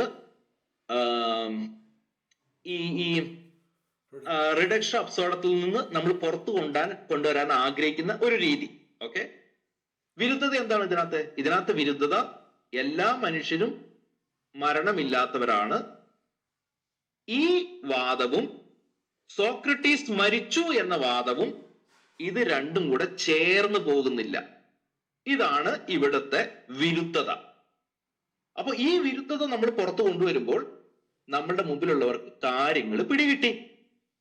ഇതിനെയാണ് നമ്മൾ പറയുന്നത് ഈ വിധത്തിൽ തൽക്കാലം ആർഗ്യുമെന്റിനെ എഗ്രി ചെയ്തുകൊണ്ട് ഒരു പോയിന്റിനെ നെഗേറ്റ് ചെയ്യാൻ വേണ്ടിയിട്ട് ഈ വിധത്തിലുള്ള ഒരു രീതി അവലംബമായിട്ട് നമ്മൾ എടുക്കുന്നത്. അങ്ങനെ വരുമ്പോൾ നമ്മൾ എങ്ങനെയാണ് ഈ റിഡക്ഷ്യോ അബ്സോർഡത്തെ മനസ്സിലാക്കേണ്ടത്? ഒരു വാദം കൊണ്ടുവരുന്ന വ്യക്തി, ഫോർ എക്സാമ്പിൾ നബീൽ ഇപ്പൊ ഒരു വാദം കൊണ്ടുവരുന്നു, ഒരു വാദം നമ്മൾ വായിക്കുന്നു. ഏതിനകത്ത്? അള്ളാഹുവിന്റെ 43-81 ഒരു വാദം വായിക്കുന്നു. ആ പറഞ്ഞിരിക്കുന്ന കാര്യം അദ്ദേഹം അംഗീകരിക്കുന്നില്ല. ഓക്കെ, അദ്ദേഹം അംഗീകരിക്കുന്നില്ല. 43-81 പറഞ്ഞിരിക്കുന്ന കാര്യം അദ്ദേഹം അംഗീകരിക്കുന്നില്ല. പക്ഷെ താൽക്കാലികമായിട്ട് അദ്ദേഹം അത് അംഗീകരിക്കുകയാണ്. ഓക്കെ, ഇഫ് ദെൻ ക്ലോസ് അവിടെ ഉള്ളത് കൊണ്ട് തൽക്കാലം ആർഗ്യുമെന്റിന്റെ സേക്കിൽ അംഗീകരിക്കുകയാണ്. എന്നിട്ട് അത് പ്രൂവ് ചെയ്യാണ്. എങ്ങനെ? അവകാശവാദം താൽക്കാലികമായി അംഗീകരിച്ചുകൊണ്ട് അതിൽ നിന്ന് എന്ത് കാണിച്ചു തരണം? ആ വാക്യത്തിൽ നിന്ന് വിരുദ്ധത കാണിച്ചു തരണം. എങ്ങനെ? ഞാൻ മുകളിൽ കാണിച്ച് കൊടുത്തതുപോലെ. അപ്പൊ നമുക്ക് എന്ത് മനസ്സിലാവും? ഓക്കെ, നിങ്ങൾ ഈ പറഞ്ഞതിനകത്ത് ഒരു ലോജിക്കൽ കോൺട്രാഡിക്ഷൻ ഉണ്ട്, അതുകൊണ്ട് ആ വാദം നിലനിൽക്കി. ഇത് നമുക്ക് ഔട്ട്കമായിട്ട് നമുക്ക് ലഭിക്കണം. ഓക്കെ, ഇനി ഇതിന്റെ മറ്റൊരു ഭാഗമുണ്ട്, ഇഫ് ദെന്നിന്റെ മറ്റൊരു ഭാഗമുണ്ട്. അപ്പൊ ഈ ഭാഗം പറഞ്ഞത് നിങ്ങൾ ഓർക്കുക. ഇതിന്റെ ഡീറ്റെയിലോട്ട് നമുക്ക് പോകാം. ഞാൻ പറഞ്ഞല്ലോ എല്ലാ അവലോകനവും ഇന്ന് നമ്മൾ നടക്കില്ല. ഇന്ന് നമ്മൾ ഇഫ് ദെൻ ക്ലോസിൽ അല്ലെങ്കിൽ റിഡക്ഷൻ അബ്സോർഡത്തിനകത്താണ് നമ്മൾ പ്രാഥമികമായിട്ട് നിൽക്കുന്നത്. പക്ഷെ ഇത് പറയുമ്പോൾ എന്റെ പൊസിഷൻ എന്താണെന്നുള്ളതും കൂടെ ഞാൻ പറയുന്നത് നല്ലതായിരിക്കും. ഞാൻ ഇത് പറയുന്നുണ്ട്, yes it is A closed if then എന്നുള്ളത് ഒരു കണ്ടീഷണൽ ക്ലോസ് ആണെന്നുള്ളത് ആർക്കറിയാത്തത്? ഇതൊരു കണ്ടീഷണൽ ക്ലോസ് ആണ്. ഒരു കാര്യത്തെ വ്യവസ്ഥാപിക്കാൻ വേണ്ടി, അല്ലെങ്കിൽ അതിനെന്ത് മറ്റൊരു വാക്ക് പറയുന്നത്, അതിനെ സ്ഥാപിക്കാൻ വേണ്ടിയിട്ട്, ഓക്കെ, അതിനെ എസ്റ്റാബ്ലിഷ് ചെയ്യാൻ വേണ്ടിയിട്ട് നമ്മൾ ഒരു ആർഗ്യുമെന്റിന്റെ ഒരു കണ്ടീഷൻ വെക്കുകയാണ്. ഇനി ഈ കണ്ടീഷൻ എന്താണ്, അതിന്റെ ഫലം എന്താണ്, ആ ഫലത്തിലൂടെ സംഭവിക്കുന്നത് എന്താണ്, ഇത് തമ്മിൽ ബന്ധമുണ്ട്. ഇനി ഞാൻ പറയാൻ പോകുന്ന ഭാഗം ഞാൻ ഇപ്പോഴാണ് കൂടുതൽ പഠിക്കുന്നത്. ഓക്കെ, അത് പ്രോട്ടാസിസ് എന്ന് പറഞ്ഞാൽ ഈ ഭാഗം, അല്ലെങ്കിൽ അതിന്റെ ആ കണ്ടീഷണൽ ഭാഗമാണ് നമ്മൾ ഇംഗ്ലീഷിൽ പ്രോട്ടാസിസ് അല്ലെങ്കിൽ എങ്കിൽ എന്നുള്ള പ്രയോഗം. പ്രോട്ടാസിസ്, എങ്കിൽ എന്നുള്ളത്. 2 അപ്പോഡോസിസ്. എന്റെ പ്രൊണൗൺസിയേഷൻ കറക്റ്റ് ആണെന്ന് അറിയത്തില്ല, കാരണം ഇത് നമ്മുടെ റെഗുലർ ലാംഗ്വേജിൽ വരുന്നൊരു വേർഡായിട്ട് ഇല്ല, ഞാൻ ഇതുവരെ അങ്ങനെ ഉപയോഗിച്ചിട്ടില്ല. ഓക്കെ, അത് അപ്പോൾ എന്ന്, എങ്കിൽ അപ്പോൾ അല്ലെങ്കിൽ ഇഫ് ദെൻ, ഈ 2 ഭാഗം നമ്മൾ മനസ്സിലാക്കുക. ഫോർ എക്സാമ്പിൾ, മഴ പെയ്താൽ അല്ലെങ്കിൽ മഴ പെയ്തു എങ്കിൽ, മഴ പെയ്താൽ നിലം നനയും അല്ലെങ്കിൽ മണ്ണ് നനയും. അപ്പോ ഇതിനകത്ത് പ്രോട്ടാസിസ് അല്ലെങ്കിൽ എങ്കിൽ എന്നുള്ള ഭാഗം ഏതാണ്? മഴ പെയ്താൽ. അതിന്റെ ഔട്ട്കം എന്താണ്? അല്ലെങ്കിൽ അപ്പോഡോസിസ് അപ്പോൾ സംഭവിക്കുന്ന എന്താണ്? അതിന്റെ പരിണിത ഫലം എന്താണ്? അതിന്റെ പരിണിത ഫലം മണ്ണ് നനയും അല്ലെങ്കിൽ നിലം നനയും. അപ്പൊ കണ്ടീഷൻ കൊണ്ട് ഫലം വ്യക്തമാകുന്നു. ഈ പറഞ്ഞതുപോലെ സംഭവിച്ചാൽ എന്തായിരിക്കും നടക്കാൻ പോകുന്നത് എന്ന് വ്യക്തമാണ്. മഴ പെയ്താൽ എന്താണ് അവിടെ സംഭവിക്കാൻ പോകുന്നത്, അല്ലെങ്കിൽ അതിന്റെ ഫലം എന്താണ്? അത് നനയുന്നു. ഇതാണ് ബേസിക്കലി ഇഫ് ദെൻ ക്ലോസ് അല്ലെങ്കിൽ കണ്ടീഷണൽ ക്ലോസ് കൊണ്ട് അവിടെ നടക്കുന്നത്. ഇനി ഈ പറഞ്ഞു വരുന്ന രണ്ട് കാര്യത്തിന്റെ അടിസ്ഥാനത്തിലും ഏതൊക്കെയാണ്? റിഡക്ഷ്യോ അബ്സോർഡത്തിന്റെയും അതുപോലെ തന്നെ കണ്ടീഷണൽ ക്ലോസിന്റെയും അടിസ്ഥാനത്തിലാണ് നമ്മൾ ഇനി ഈ 43ന്റെ 81 ഇത് ചെയ്യുന്നത്. ഞാൻ പലയാവർത്തി പറഞ്ഞു ഇത് കണ്ടീഷണൽ ക്ലോസ് ആയിട്ടാണ്, കണ്ടീഷണൽ ഫ്രേസ് ആയിട്ട് ഇബ്ൻ കത്തീർ വരെ കണ്ടീഷണൽ ഫ്രേസ് എന്ന് അദ്ദേഹം പറഞ്ഞിട്ടുണ്ട്. ഓക്കെ, അതുപോലെ തന്നെ ജലാലയൻ, ഞാൻ ഇനി ആ ഭാഗങ്ങളൊന്നും എടുത്ത് വായിക്കുന്നില്ല. ജലാലയൻ പറയുന്നുണ്ട് ഇതൊരു ഹൈപ്പോത്തറ്റിക്കൽ ക്വസ്റ്റ്യൻ ആയിട്ട് പറയുന്നുണ്ട്. ഇനി ഇദ്ദേഹം ഇതിന്റെ 3 ഭാഗങ്ങൾ പറഞ്ഞു. അത് നിങ്ങൾക്ക് ഇത് ഏതെല്ലാം രീതിയിലാണെന്ന് പറയുന്നുണ്ട്. ഞാൻ ആ ഭാഗം ഇത് ചെയ്യുന്നില്ല. എന്നാൽ കണ്ടീഷണൽ ക്ലോസുകളുടെ വ്യത്യസ്ത ഉപയോഗ രീതിയുണ്ട്. അതിനെക്കുറിച്ചും കൂടെ ഒന്ന് പറയണം. ഓക്കെ, അത് വളരെ ഇമ്പോർട്ടന്റ് ആണ്. കാരണം ഇത് ഞാൻ പറയാൻ കാരണം വെച്ച് കഴിഞ്ഞാൽ ഇതിന് ശേഷം എനിക്ക് തോന്നുന്നത് ഇന്നലെയാണെന്ന് തോന്നുന്നു, നമ്മള് റൂം ഇട്ടിരുന്നു. ഒത്തിരി മുസ്ലിം സഹോദരങ്ങൾ വന്നു. പല വിധത്തിലുള്ള ഉത്തരങ്ങൾ ഇതിന് വന്നു. അതില് ഞങ്ങള് പറ്റുവാണെങ്കിൽ അത് ഓരോരുത്തരെ സെപ്പറേറ്റ് ആയിട്ട് ഞങ്ങൾ യൂട്യൂബിൽ പബ്ലിഷ് ചെയ്യാം എന്ന് ആഗ്രഹിക്കുന്നുണ്ട്. അപ്പൊ പലരും പല വിധത്തിലുള്ള ഉദാഹരണങ്ങൾ പറഞ്ഞു. ഓക്കെ, എനിക്ക് പൈസ ഉണ്ടായിരുന്നെങ്കിൽ ഞാൻ ആ വ്യക്തിയെ സഹായിച്ചേനെ, ഞാനൊരു ടീച്ചർ ആയിരുന്നെങ്കിൽ കുഞ്ഞിനെ ഫ്രീ ആയിട്ട് പഠിപ്പിച്ചേനെ, ഇങ്ങനെയുള്ള ഒത്തിരി ഉദാഹരണങ്ങൾ കൊണ്ടുവന്നു. ഓക്കെ, അതിനകത്ത് ഒരു കാര്യം ഇതാണ്, നീ പഠിച്ചാൽ നീ ജയിക്കും.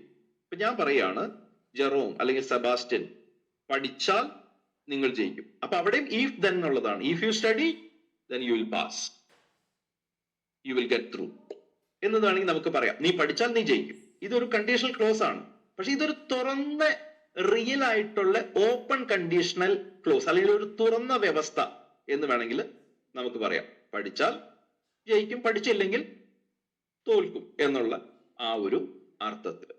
ഓക്കെ, ഇനി 2 ഹൈപ്പോത്തറ്റിക്കൽ കണ്ടീഷൻ ഉണ്ട്.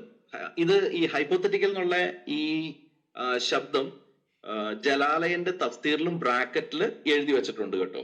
അപ്പോ ഞാൻ ഇന്നലെ ഹൈപ്പോത്തറ്റിക്കൽ അല്ലെങ്കിൽ കൗണ്ടർ ഫാക്ച്വൽ കണ്ടീഷൻ എന്നൊക്കെ പറഞ്ഞപ്പോഴത്തേക്കും ഇദ്ദേഹം പറഞ്ഞു, ഓ കൗണ്ടർ ഫാക്ച്വൽ കണ്ടീഷൻ എന്ന് പറഞ്ഞപ്പോൾ ഇത് എക്യുപ്പിന് എവിടെ നിന്ന് കിട്ടി എന്ന് ഞാൻ ചിന്തിച്ചു. ഞാൻ പെട്ടെന്ന് ChatGPT ചോദിച്ചപ്പോഴാണ് പറഞ്ഞത്, അവരങ്ങനെ പറയുന്നുണ്ട് എന്നൊക്കെ പറഞ്ഞ് പുള്ളിക്കാരൻ ഒരു സർക്കാസ്റ്റിക് മോഡിൽ വന്നത്. ഇനി ഒരു പണി ചെയ്താൽ മതി, ഈ ഹൈപ്പോത്തറ്റിക്കൽ കണ്ടീഷൻ അല്ലെങ്കിൽ ഹൈപ്പോത്തറ്റിക്കൽ ക്വസ്റ്റ്യൻ എന്ന് ജലാലയൻ തന്റെ തഫ്സീറിൽ ഇംഗ്ലീഷിന്റെ ട്രാൻസ്ലേഷനിൽ അറ്റ്ലീസ്റ്റ് എഴുതിയിട്ടുണ്ടോ ഇല്ലയോ എന്ന് എടുത്തൊന്ന് നോക്കുക. ഓക്കെ, അന്നേരം നിങ്ങൾക്ക് അവിടെ കിട്ടും. അപ്പൊ ഈ എല്ലാ കാര്യങ്ങൾക്കും ChatGPT തന്നെ ആശ്രയിക്കണമെന്നില്ല നബീലെ, അങ്ങനെ ഇല്ല. മനസ്സിലാവുന്നുണ്ടോ?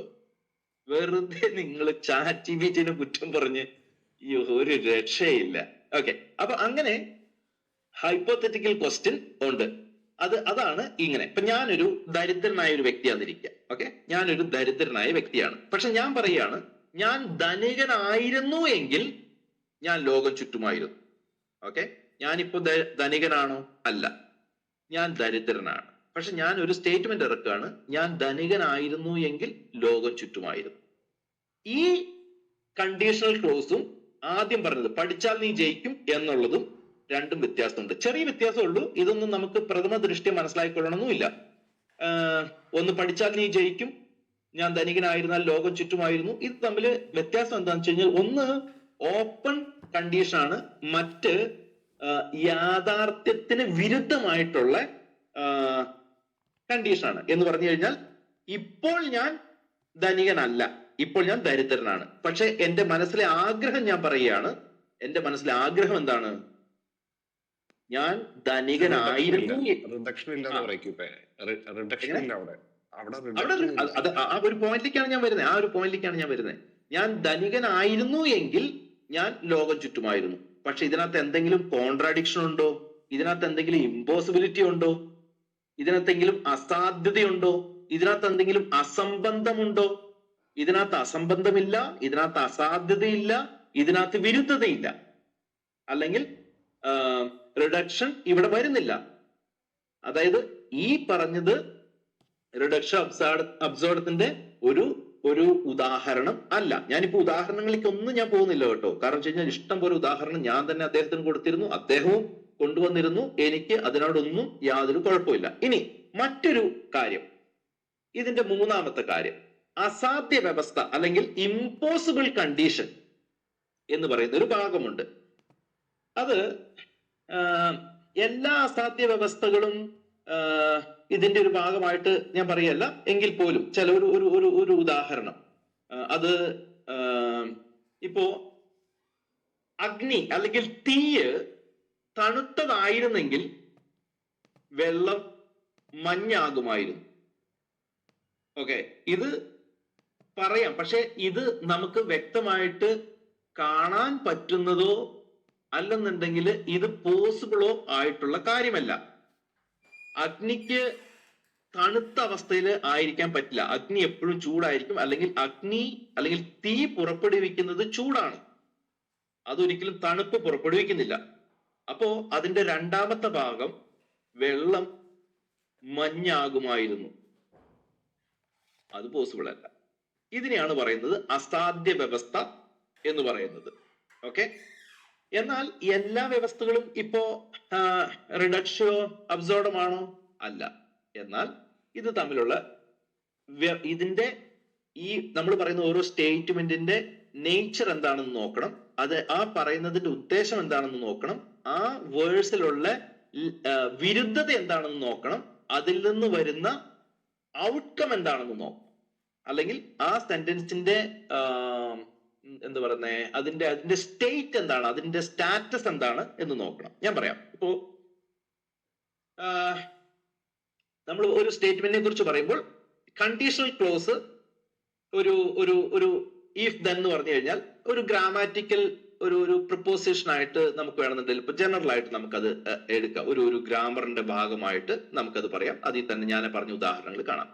എന്നാൽ ഈ റിഡക്ഷൻ അബ്സോർഡം ബേസിക്കലി നമ്മുടെ ഡേ ടു ഡേ ലൈഫിൽ നമ്മൾ ഉപയോഗിക്കുന്ന ഒരു ഭാഗമല്ല. എന്നാൽ ഇതൊരു ആർഗ്യുമെന്റേറ്റീവ് ആയിട്ടുള്ള ഒരു കാര്യം, അല്ലെങ്കിൽ ഒരു തർക്ക സംബന്ധമായിട്ടുള്ള ഒരു കാര്യങ്ങളെ ഓക്കെ ആ ഒരു വിധത്തിൽ നമുക്ക്, അല്ലെങ്കിൽ ഒരു ആശയത്തെ എക്സ്പ്രസ് ചെയ്യാൻ വേണ്ടിയിട്ട് ഉപയോഗിക്കുന്ന ഒരു രീതി. ഓക്കെ, നമ്മൾ ഈ പറയുന്ന കാര്യത്തിന്റെ പുറകിൽ മറ്റെന്തെങ്കിലും ഒരു ആശയം നിൽക്കുമ്പോൾ അതിനെ തെളിയിക്കാൻ വേണ്ടിയിട്ട് ഉപയോഗിക്കുന്ന ഒരു രീതി. രണ്ട്, ഇതിന്റെ ലക്ഷ്യം എങ്ങനെയാണ് പുറത്തു വരുന്നതെന്ന് വെച്ചാൽ കണ്ടീഷണൽ ക്ലോസ്, ഞാൻ മുമ്പോട്ട് വെച്ച ക്ലോസിന്റെ ഒരു ഫലം കാണിക്കുന്നുണ്ട്. ഓക്കെ, ഇന്ന കാര്യം സംഭവിച്ചാൽ അതിന്റെ ഫലം എന്തായിരിക്കും എന്ന് ഫലത്തെ അല്ലെങ്കിൽ അതിന്റെ ഔട്ട്കം എന്താണെന്ന് കാണിക്കുന്നു. എന്നാൽ റിഡക്ഷോ അബ്സോർഡത്തിന്റെ ഉദ്ദേശം എന്താണ്? ഈ പറയുന്ന ആശയം തള്ളുക എന്നുള്ളതാണ്.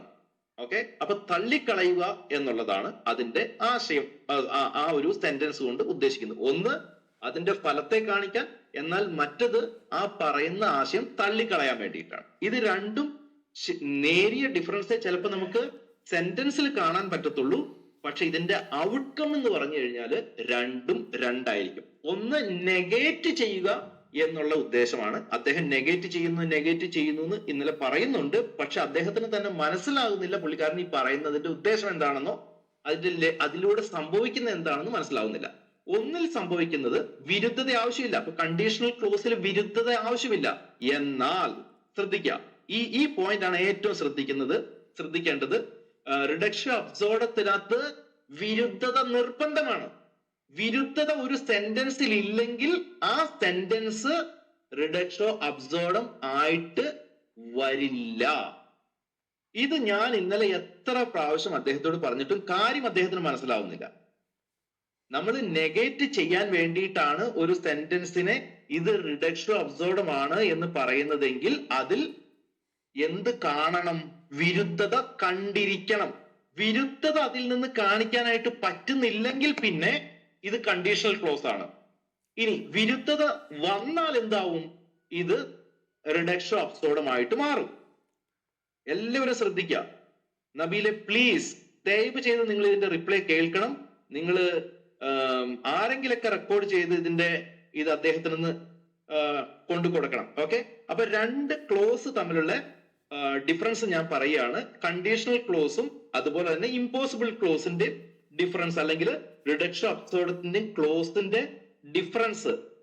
കണ്ടീഷണൽ ക്ലോസിൽ വിരുദ്ധത ആവശ്യമില്ല, അല്ലെങ്കിൽ വിരുദ്ധത ഉണ്ടാകണമെന്നില്ല.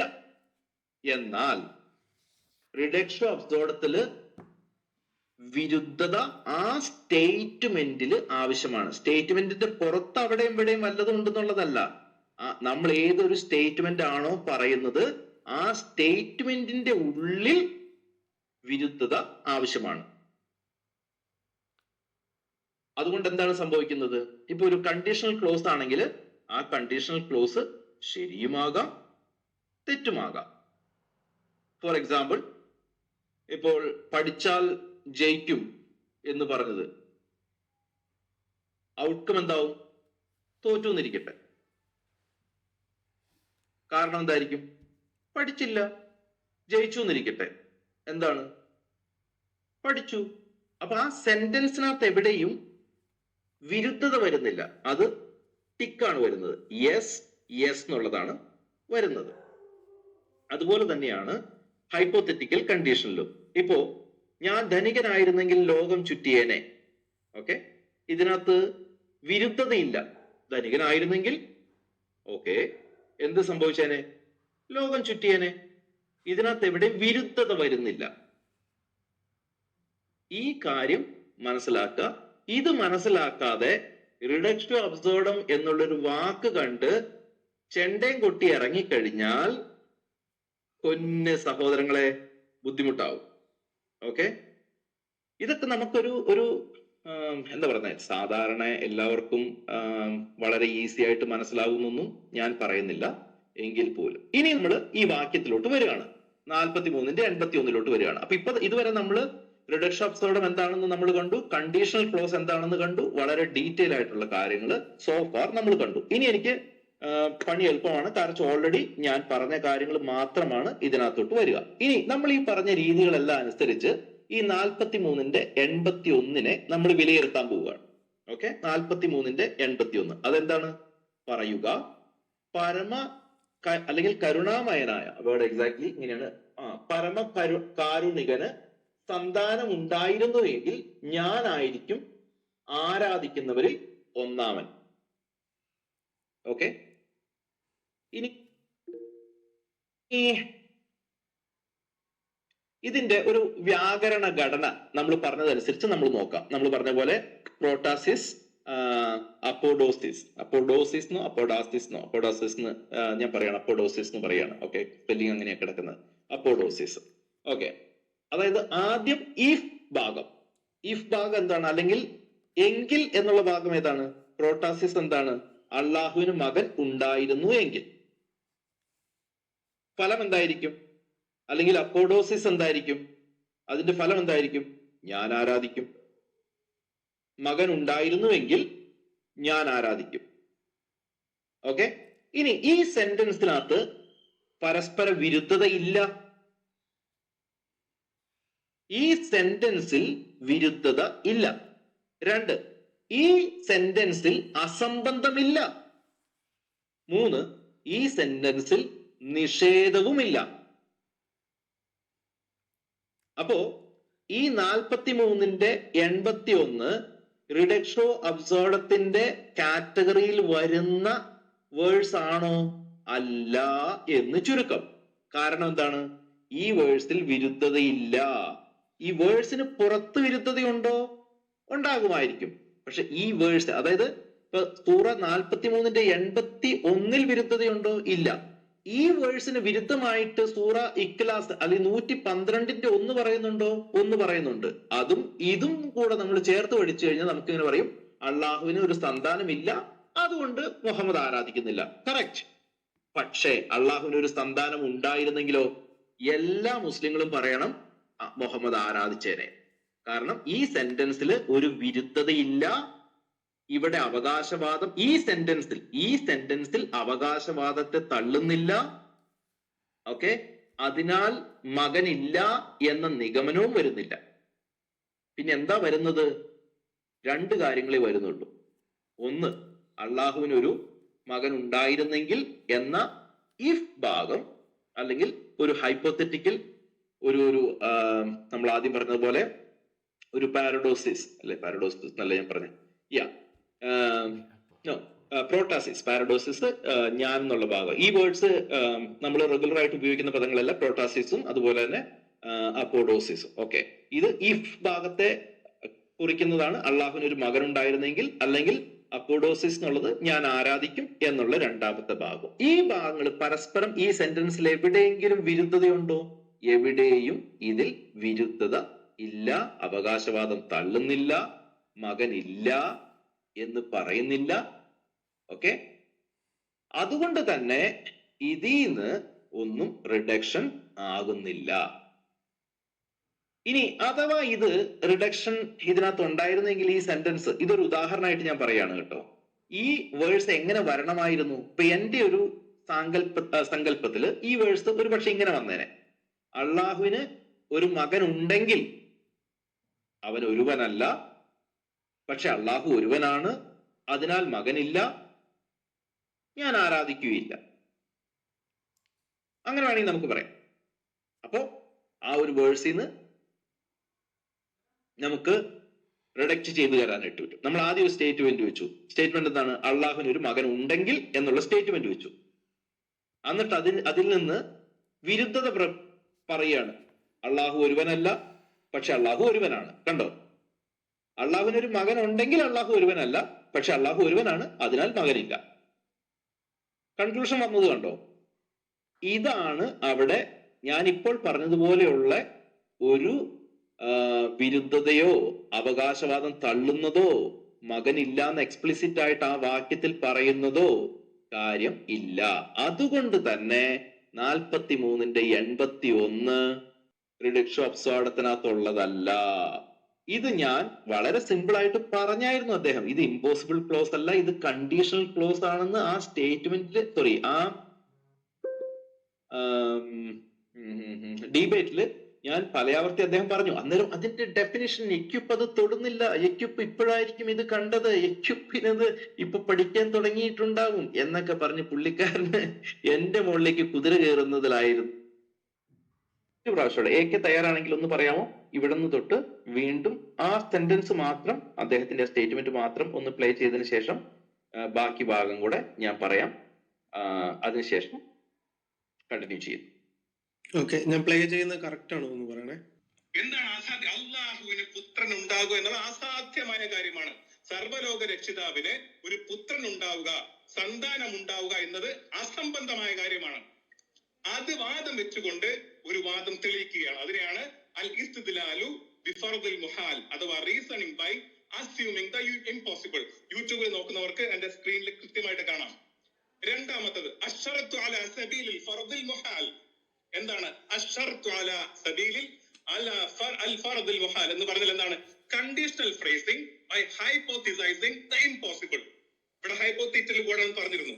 അതിനെയാണ് ഇമ്പോസിബിൾ ഒരു കാര്യത്തെ ഹൈപ്പോത്തിക്കൽ പറഞ്ഞുകൊണ്ട് ഒരു കണ്ടീഷണൽ ഫ്രേസിനെ സ്ഥാപിക്കുക, ഒരു കാര്യത്തിനെ ഇസ്ബാത്ത് ചെയ്യുക, സ്ഥാപിച്ച് പറയുക എന്ന അസാധ്യമായ കാര്യം പരിഗണിച്ച് അത് നിബന്ധനയെ അവതരിപ്പിക്കൽ. അതിനെയാണ് അശ്ശറത്തു അലാ സബീലിൽ ഫർദിൽ മുഹാൽ എന്ന് പറയുക. 3ാമത്തെ പോയിന്റ്, ഇതെല്ലാം ഈ വിഷയം, അതായത് ഇമ്പോസിബിൾ ഒരു കാര്യത്തിനെ കണ്ടീഷണൽ ഫ്രേസിൽ ഈസ് ദെൻ ചേർത്തുകൊണ്ട് പറയുന്ന പേരാണ്. 3ാമത്തെ കാര്യം അത്തഅലീഖു അലൽ മുസ്തഹീൽ. എന്താണ്? Attaching a conclusion to a impossible condition. അസാധ്യമായ ഒരു നിബന്ധനയിൽ ഫലം ബന്ധിപ്പിക്കൽ. ഇങ്ങനെ 3 കാര്യങ്ങൾ. ഇത് 3 കാര്യങ്ങളാണ് കണ്ടീഷണൽ ക്ലോസ് ആയിക്കൊണ്ട് ഇമ്പോസിബിൾ ആയിട്ടുള്ള ഒരു കാര്യം ഹൈപ്പോത്തിക്കൽ പറഞ്ഞുകൊണ്ട് അത് വ്യക്തമായി അത് ഇല്ലാന്ന് നിഷേധിച്ച് സ്ഥാപിക്കൽ.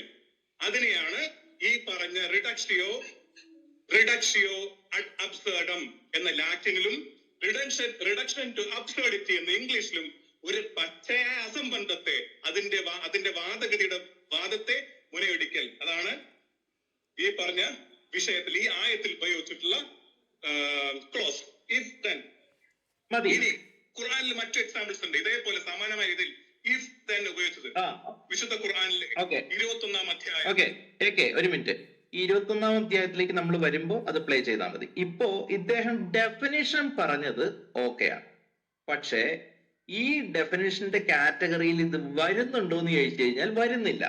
കാരണം അവിടെ വിരുദ്ധത, അസംബന്ധം അല്ലെങ്കിൽ വിരുദ്ധത, അസാധ്യമായ ഏത് സ്റ്റേറ്റ്മെന്റ് ആണ് അവിടെ ഉള്ളത്? ഒരു സ്റ്റേറ്റ്മെന്റ് അല്ലെങ്കിൽ ഒരു ഫ്രേസ് അവിടെ വരുന്നില്ല. ഇദ്ദേഹം പറഞ്ഞ ഡെഫിനേഷനോട് കുഴപ്പമില്ല, പക്ഷെ ഈ ഡെഫിനേഷന്റെ കാറ്റഗറിയിൽ ഇത് വരുന്നില്ല എന്നുള്ളതാണ് പ്രോബ്ലം. അപ്പൊ മുസ്ലിങ്ങളെ സംബന്ധിച്ച് ഇത് അവരെ പറ്റിക്കാൻ എളുപ്പമായതുകൊണ്ടാണ് നമുക്ക് ഇത് തുറന്നു കാണിക്കേണ്ടി വരുന്നത്. ഇപ്പൊ റിഡക്ഷൻ അബ്സോർഡം ആണോ? അല്ല. കാരണം ഈ സ്റ്റേറ്റ്മെന്റില്, ആ പറഞ്ഞ വാക്യത്തില് വിരുദ്ധത എന്താണുള്ളത്? വിരുദ്ധത തെളിയിക്കാനായിട്ട് കഴിയുന്നില്ല. അവകാശവാദത്തെ തള്ളുന്നില്ല, അല്ലെങ്കിൽ മകനില്ല എന്നുള്ള ഒരു വാദത്തിലോട്ട്, ഒരു നിഗമനത്തിലോട്ട് എത്തുന്നില്ല. പിന്നെ ഒരു നിഗമനത്തിലോട്ട് എത്തുന്നുണ്ട്. നിഗമനം എന്താണ്? നിഗമനം പോസിറ്റീവാണ്. എന്ത്? ഞാൻ ആരാധിക്കും. എങ്ങനെയുണ്ട്? അള്ളാഹുവിന് ഒരു സന്താനം ഉണ്ടായിരുന്നെങ്കിൽ എന്ത് ചെയ്തേനെ?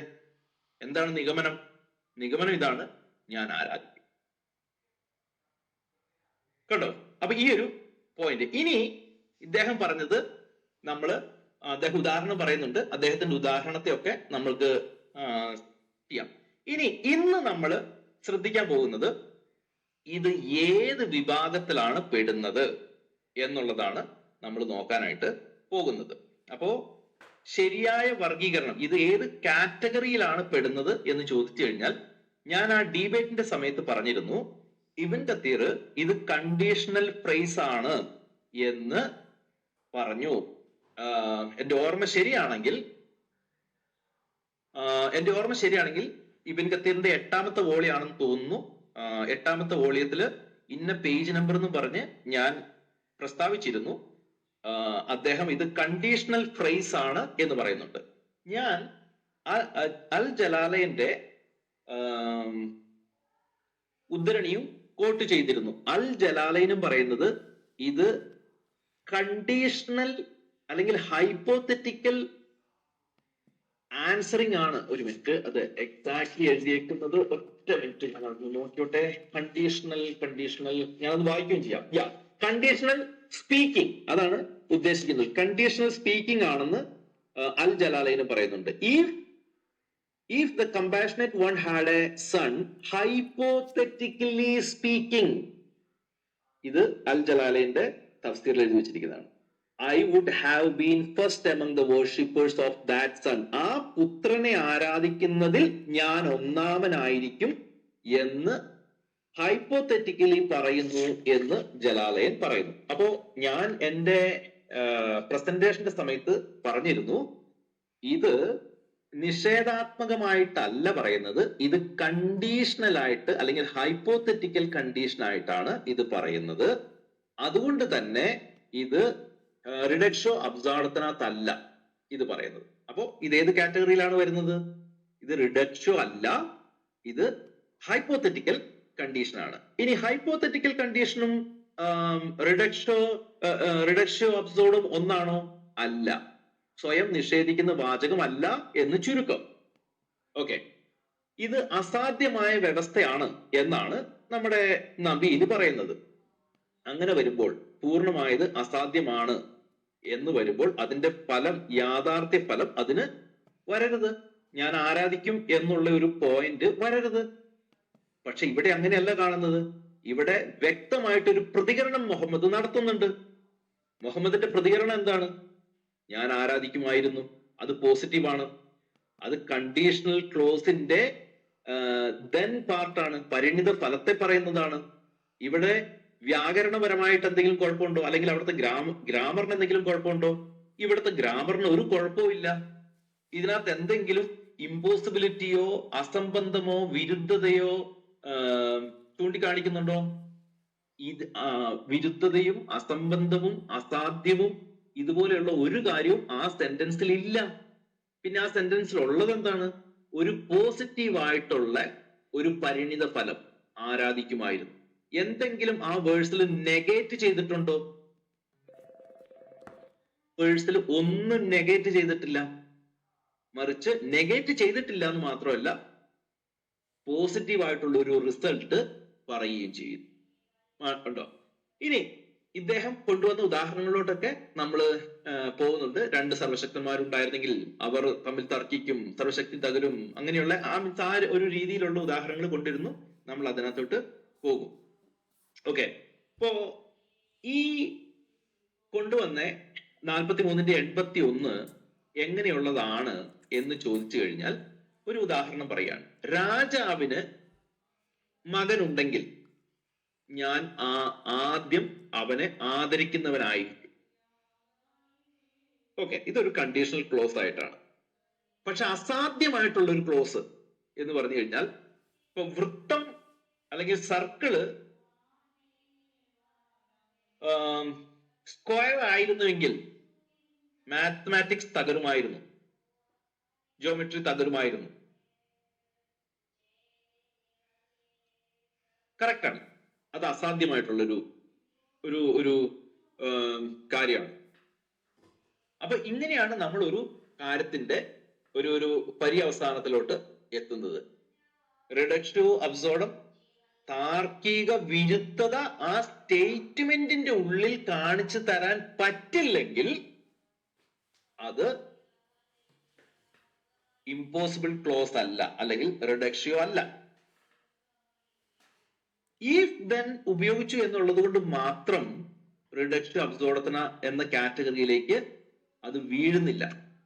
അത് കണ്ടീഷണൽ ക്ലോസ് ആയിട്ട് നിലനിൽക്കും. ഈ ആയത്തില് നിഷേധവുമില്ല. ഇനി ഇവര് ഇത് എവിടെ നിന്നാണ് ഇൻഫർ ചെയ്യുന്നതെന്ന് വെച്ച് കഴിഞ്ഞാൽ, ഖുറാന്റെ മറ്റ് ആയത്തുകളിൽ നിന്നുള്ള മീനിങ് ഈ ആയത്തിലേക്ക് കൊണ്ടുവരികയാണ്. അത് ഞാൻ ഓൾറെഡി എന്റെ പ്രസന്റേഷന്റെ ആദ്യ ഭാഗത്തിൽ തന്നെ പറഞ്ഞിരുന്നു. ഖുറാൻ അള്ളാഹുവിന് സന്താനമുണ്ടെന്ന് പഠിപ്പിക്കുന്നില്ല. അള്ളാഹുവിന് സന്താനമുണ്ടെന്നുള്ള ക്ലെയിമും അള്ളാഹുവിനില്ല. മുസ്ലിങ്ങൾ അള്ളാഹുവിന് സന്താനമുണ്ടെന്ന് വിശ്വസിക്കുന്നുമില്ല. ഓക്കെ, അപ്പൊ പുറത്തുള്ള വാക്യങ്ങളിൽ നിന്ന് ഒരു കൺക്ലൂഷൻ, വിരുദ്ധത ഈ വാക്യത്തിനകത്തോട്ട് ഇവര് ഇമ്പോർട്ട് ചെയ്യാണ്. അത് പ്രശ്നമാണ്. ഇനി ഇന്ന് നമ്മൾ ചെയ്യാൻ പോകുന്നത്, അദ്ദേഹം കൊണ്ടുവന്ന ഉദാഹരണത്തെ നമ്മളൊന്ന് ചെക്ക് ചെയ്യാൻ പോവാണ്. ഇനി ആ പറഞ്ഞ വേഴ്സ് ഒന്ന് കേൾപ്പിക്കാൻ പറ്റുമോ? അടുത്ത ഭാഗം ഒന്ന് കേൾപ്പിക്കാൻ പറ്റുമോ? 22-ാമത്തെ വചനം. ഖുർആനിലെ 21-ാം അധ്യായം 22-ാമത്തെ വചനം. ലൗ കാന ഫീഹിമാ ആലിഹത്തുൻ ഇല്ലല്ലാഹു ലഫസദതാ ഫസുബ്ഹാനല്ലാഹി റബ്ബിൽ അർശി അമ്മാ യസിഫൂൻ. If there were therein gods, if there were, നേരത്തെ എന്താ പറഞ്ഞത്? If the most merciful had a son. ഇവിടെ എന്താ പറഞ്ഞത്? If there were therein gods besides Allah, അള്ളാഹുവിനെ കൂടാതെ വേറെ ദൈവങ്ങൾ ഉണ്ടായിരുന്നുവെങ്കിൽ, then verily both the heavens and the earth, ആകാശങ്ങളും ഭൂമികളും had been disordered, ലോകത്തുള്ള സകല വ്യവസ്ഥകളും താറുമാറാകുമായിരുന്നു. Glorified be Allah, ഫസുബ്ഹാനല്ലാഹ്. അവിടെയും കാണാം, നേരത്തെ 43-81 തൊട്ടടുത്ത വചനത്തിലും സുബ്ഹാനല്ലാഹ് എന്ന് കാണാം. Glorified be Allah, the Lord of the throne, from all that they ascribe unto him. അവനെ കുറിച്ച് പറഞ്ഞുണ്ടാ. നിർത്തണോ അതോ? മതി 21-ന്റെ 22 അദ്ദേഹം വായിച്ചത്. നോക്ക്, ഇത് റിഡക്ഷൻ അബ്സോർഡത്തിന്റെ ഒരു പെർഫെക്റ്റ് എക്സാമ്പിൾ ആണ്. ഓക്കെ, ഈ കൊണ്ടുവന്നത് കറക്റ്റ് ആണെന്ന് ഞാൻ എന്റെ പ്രസന്റേഷനിൽ അദ്ദേഹത്തോട് പറഞ്ഞു കൊടുക്കുന്നുമുണ്ട്. ഓക്കെ, അത് നമുക്ക് ഒന്ന് ഇത് ചെയ്യാം, ശ്രദ്ധിക്കാം. എങ്ങനെയാണ് ആ സെന്റൻസ് ഫോം ആവുന്നത് നോക്കുക. ഇതിനകത്തും ഇഫ് ദെൻ വരുന്നുണ്ട്. അതിനകത്ത് ഇഫ് പാട്ടും ദെൻ പാട്ടും നമ്മൾ സെപ്പറേറ്റ് ചെയ്ത് പഠിക്കാൻ പോവാണ്. നോക്കുക, അല്ലാത്ത ആകാശഭൂമികളിൽ സൂറ അംബിയ അല്ലെങ്കിൽ 21-ാമത്തെ സൂറ 22-ാമത്തെ വേഴ്സ് ആണ്. ആകാശഭൂമികളിൽ അള്ളാഹു അല്ലാത്ത വല്ല ദൈവങ്ങളും ഉണ്ടായിരുന്നു എങ്കിൽ, ഓക്കെ, അപ്പൊ നമുക്ക് എങ്കിൽ എന്നുള്ള പാർട്ട് കിട്ടി. അള്ളാഹുവിനെ കൂടാതെ വേറെ ദൈവങ്ങൾ ഉണ്ടായിരുന്നു എങ്കിൽ. ഓക്കെ, ഇനി ഇതിന് സമാനമായിട്ട് 43-81 നിങ്ങൾ മനസ്സിൽ ഓർക്കുക. അള്ളാഹുവിന് ഒരു പുത്രൻ ഉണ്ടായിരുന്നു എങ്കിൽ. ഓക്കെ, രണ്ട് കാര്യങ്ങളും കമ്പയർ ചെയ്ത് നോക്കുക. ഓക്കെ, അള്ളാഹുവിന്റെ കൂടെ മറ്റ് ദൈവങ്ങൾ ഉണ്ടായിരുന്നു എങ്കിൽ എന്നുള്ള പ്രസ്താവന 21-22 മറ്റോടത്ത് അള്ളാഹുവിന് ഒരു സന്താനം ഉണ്ടായിരുന്നു എങ്കിൽ എന്നുള്ള പ്രസ്താവന. ഇനി നമ്മൾ ദെൻ പാർട്ടിലേക്ക് പോവാണ്. എന്ത് സംഭവിക്കുമായിരുന്നു എന്നുള്ള രണ്ടാമത്തെ പോർഷനിലേക്ക് നമ്മൾ പോവുകയാണ്. ഓക്കെ, നമ്മള് അപ്പൊ ഞാൻ ആദ്യം പറഞ്ഞതുപോലെ ഇത് നമ്മള് ഇപ്പൊ പറഞ്ഞത് പ്രോട്ടാസിസ് അല്ലെങ്കിൽ എന്തുണ്ടായിരുന്നെങ്കിൽ അള്ളാഹുവിന് പുറമെ വല്ല ദൈവങ്ങളും ഉണ്ടായിരുന്നെങ്കിൽ. 43-81 അള്ളാഹുവിനൊരു സന്താനം ഉണ്ടായിരുന്നെങ്കിൽ. ഇതാണ് പ്രോട്ടാസിസ് ഭാഗം. ഇനി അപ്പോളോസിസ് ഭാഗം അല്ലെങ്കിൽ എന്ത് സംഭവിക്കുമായിരുന്നു എന്നുള്ള റിസൾട്ടിന്റെ കാര്യമാണ് രണ്ടാമത് നമ്മൾ നോക്കാൻ പോകുന്നത്. ഓക്കെ, അതിനകത്ത് നിങ്ങൾ വായിച്ച് അദ്ദേഹം പറയുന്നത് കേട്ടു. എന്ത് സംഭവിച്ചേനെ? ആകാശഭൂമികളിൽ അള്ളാഹു അല്ലാത്ത വല്ല ദൈവങ്ങളും ഉണ്ടായിരുന്നുവെങ്കിൽ അത് രണ്ടും തകരാറാകുമായിരുന്നു. എങ്ങനെയുണ്ട്? കണ്ടോ? എന്ത് സംഭവിച്ചേനെ? തകരാറിലായേനെ. ഇതാണ് അതിന്റെ റിസൾട്ട് 22. അതായത് നെഗേറ്റ് ചെയ്യാണ്. ഒരർത്ഥത്തിൽ പറഞ്ഞാൽ ഇപ്പോൾ തകർന്നിട്ടില്ല. അള്ളാഹുവിന് പുറമെ വേറെ ദൈവങ്ങൾ ഉണ്ടായിരുന്നെങ്കിൽ എന്ത് സംഭവിച്ചേനെ? തകരാറിലായേനെ. അതുകൊണ്ട് വേറെ ദൈവങ്ങൾ ഇല്ല. കണ്ടോ? ഇത് റിഡക്ഷൻ അബ്സോർഡത്തിന്റെ ഒരു ഉദാഹരണമാണ്.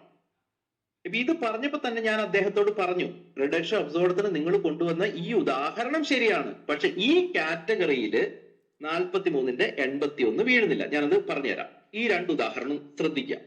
ആകാശഭൂമികളിൽ അള്ളാഹു അല്ലാത്ത വേറെ ദൈവങ്ങൾ ഉണ്ടായിരുന്നുവെങ്കിൽ, അപ്പുറത്ത് 43-81 അള്ളാഹുവിന് പുറമെ ഒരു പുത്രൻ ഉണ്ടായിരുന്നെങ്കിൽ. ഓക്കെ, ഇനി രണ്ടാമത്തെ ഭാഗം. ഇവിടെ എന്ത് സംഭവിച്ചേനെ? തകരാറാകുമായിരുന്നു. ഓക്കെ, റിസൾട്ട് എന്താണ്? അതുകൊണ്ട് തകർന്നിട്ടില്ല, പക്ഷെ ഇപ്പോഴും നിലനിൽക്കുന്നു. അതിന്റെ അർത്ഥം വേറെ ദൈവം ഇല്ല എന്നുള്ള നിഗമനത്തിലേക്ക് എത്താൻ പറ്റും. ഇനി അപ്പുറത്ത് നോക്കുക. മുഹമ്മദ് അള്ളാഹുവിനൊരു പുത്രൻ ഉണ്ടായിരുന്നെങ്കിൽ എന്ത് ചെയ്തേനെ? ആരാധിച്ചേനെ. എവിടെ പോയി? ഇപ്പുറത്ത് തകരാറാകുമായിരുന്നു, അപ്പുറത്ത് പോസിറ്റീവായിട്ട് ഇപ്പുറത്ത് നെഗറ്റീവ് ചെയ്തേക്കുന്നു, അപ്പുറത്ത് അതിനെ അപ്രൂവ് ചെയ്തേക്കുന്നു, അല്ലെങ്കിൽ സബ്സ്റ്റാൻഷിയേറ്റ് ചെയ്ത് പറയുകയാണ്, അപ്രൂവ് ചെയ്ത് പറയുകയാണ് ഞാൻ ആരാധിച്ചേനെന്ന്. എന്നിട്ട് ഈ രണ്ട് വാക്യങ്ങളും കൂടെ കമ്പയർ ചെയ്യണമെങ്കിൽ ചില്ലറ തൊലിക്കെട്ടി മതിയോ? അതോ റിഡക്ഷൻ അബ്സോർഡം എന്താണെന്ന് മനസ്സിലാകാത്തത് കൊണ്ടാണോ? അതോ ഞാൻ ഇത് എടുത്തോണ്ട് പോവുകയല്ലാതെ എനിക്ക് വേറെ നിവൃത്തിയില്ല എന്നുള്ളത് കൊണ്ടാണോ? അതോ ഞാൻ ഇങ്ങനെയൊക്കെ പറഞ്ഞാലും മുസ്ലിങ്ങൾക്ക് മനസ്സിലാകില്ല എന്നുള്ള പൂർണ്ണ ബോധ്യമുള്ളത് കൊണ്ടാണോ? അതോ ഇതുപോലെ ഇതിനെക്കുറിച്ചൊരു ഫർദർ സ്റ്റഡി വരില്ല എന്നുള്ളത് കൊണ്ടാണോ എന്നെനിക്കറിയില്ല. എന്തായാലും ഞാൻ അദ്ദേഹത്തോട് ഡിബേറ്റിൽ തന്നെ പറഞ്ഞിരുന്നു, റിഡക്ഷൻ അബ്സോർഡം എന്താണ് എന്ന് സെപ്പറേറ്റ് ആയിട്ട് തന്നെ നമുക്ക് പഠിക്കാമെന്ന് പറഞ്ഞു. Here we are doing it.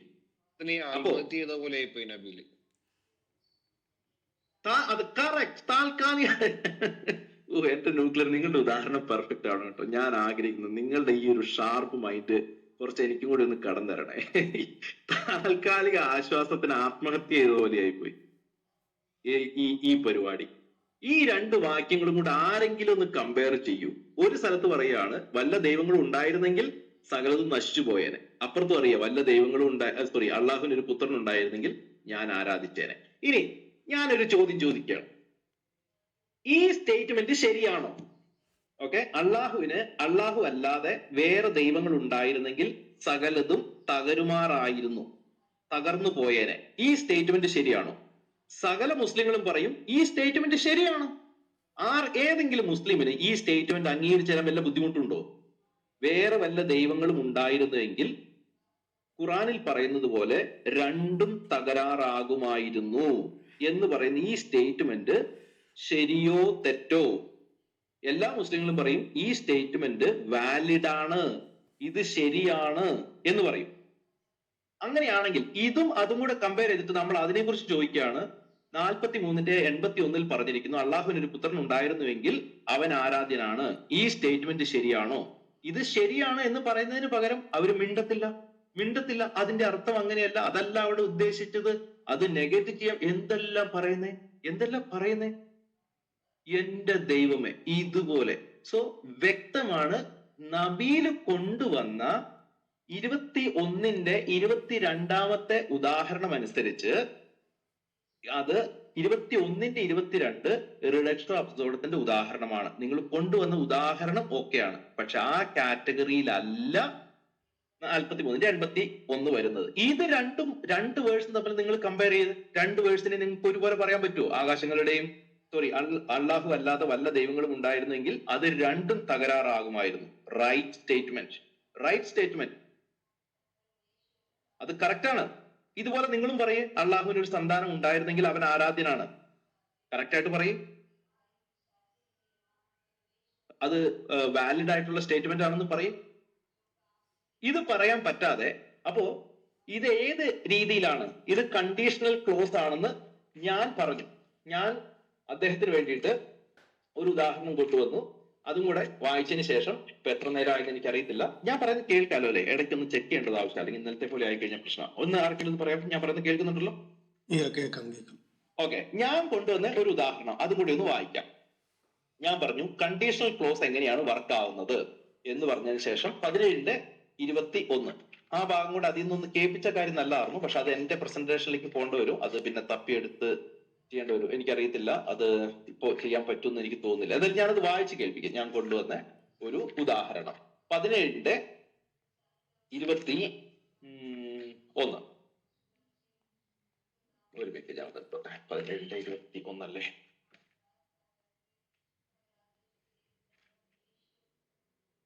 ഓ അല്ല, ഒരു മിനിറ്റ്.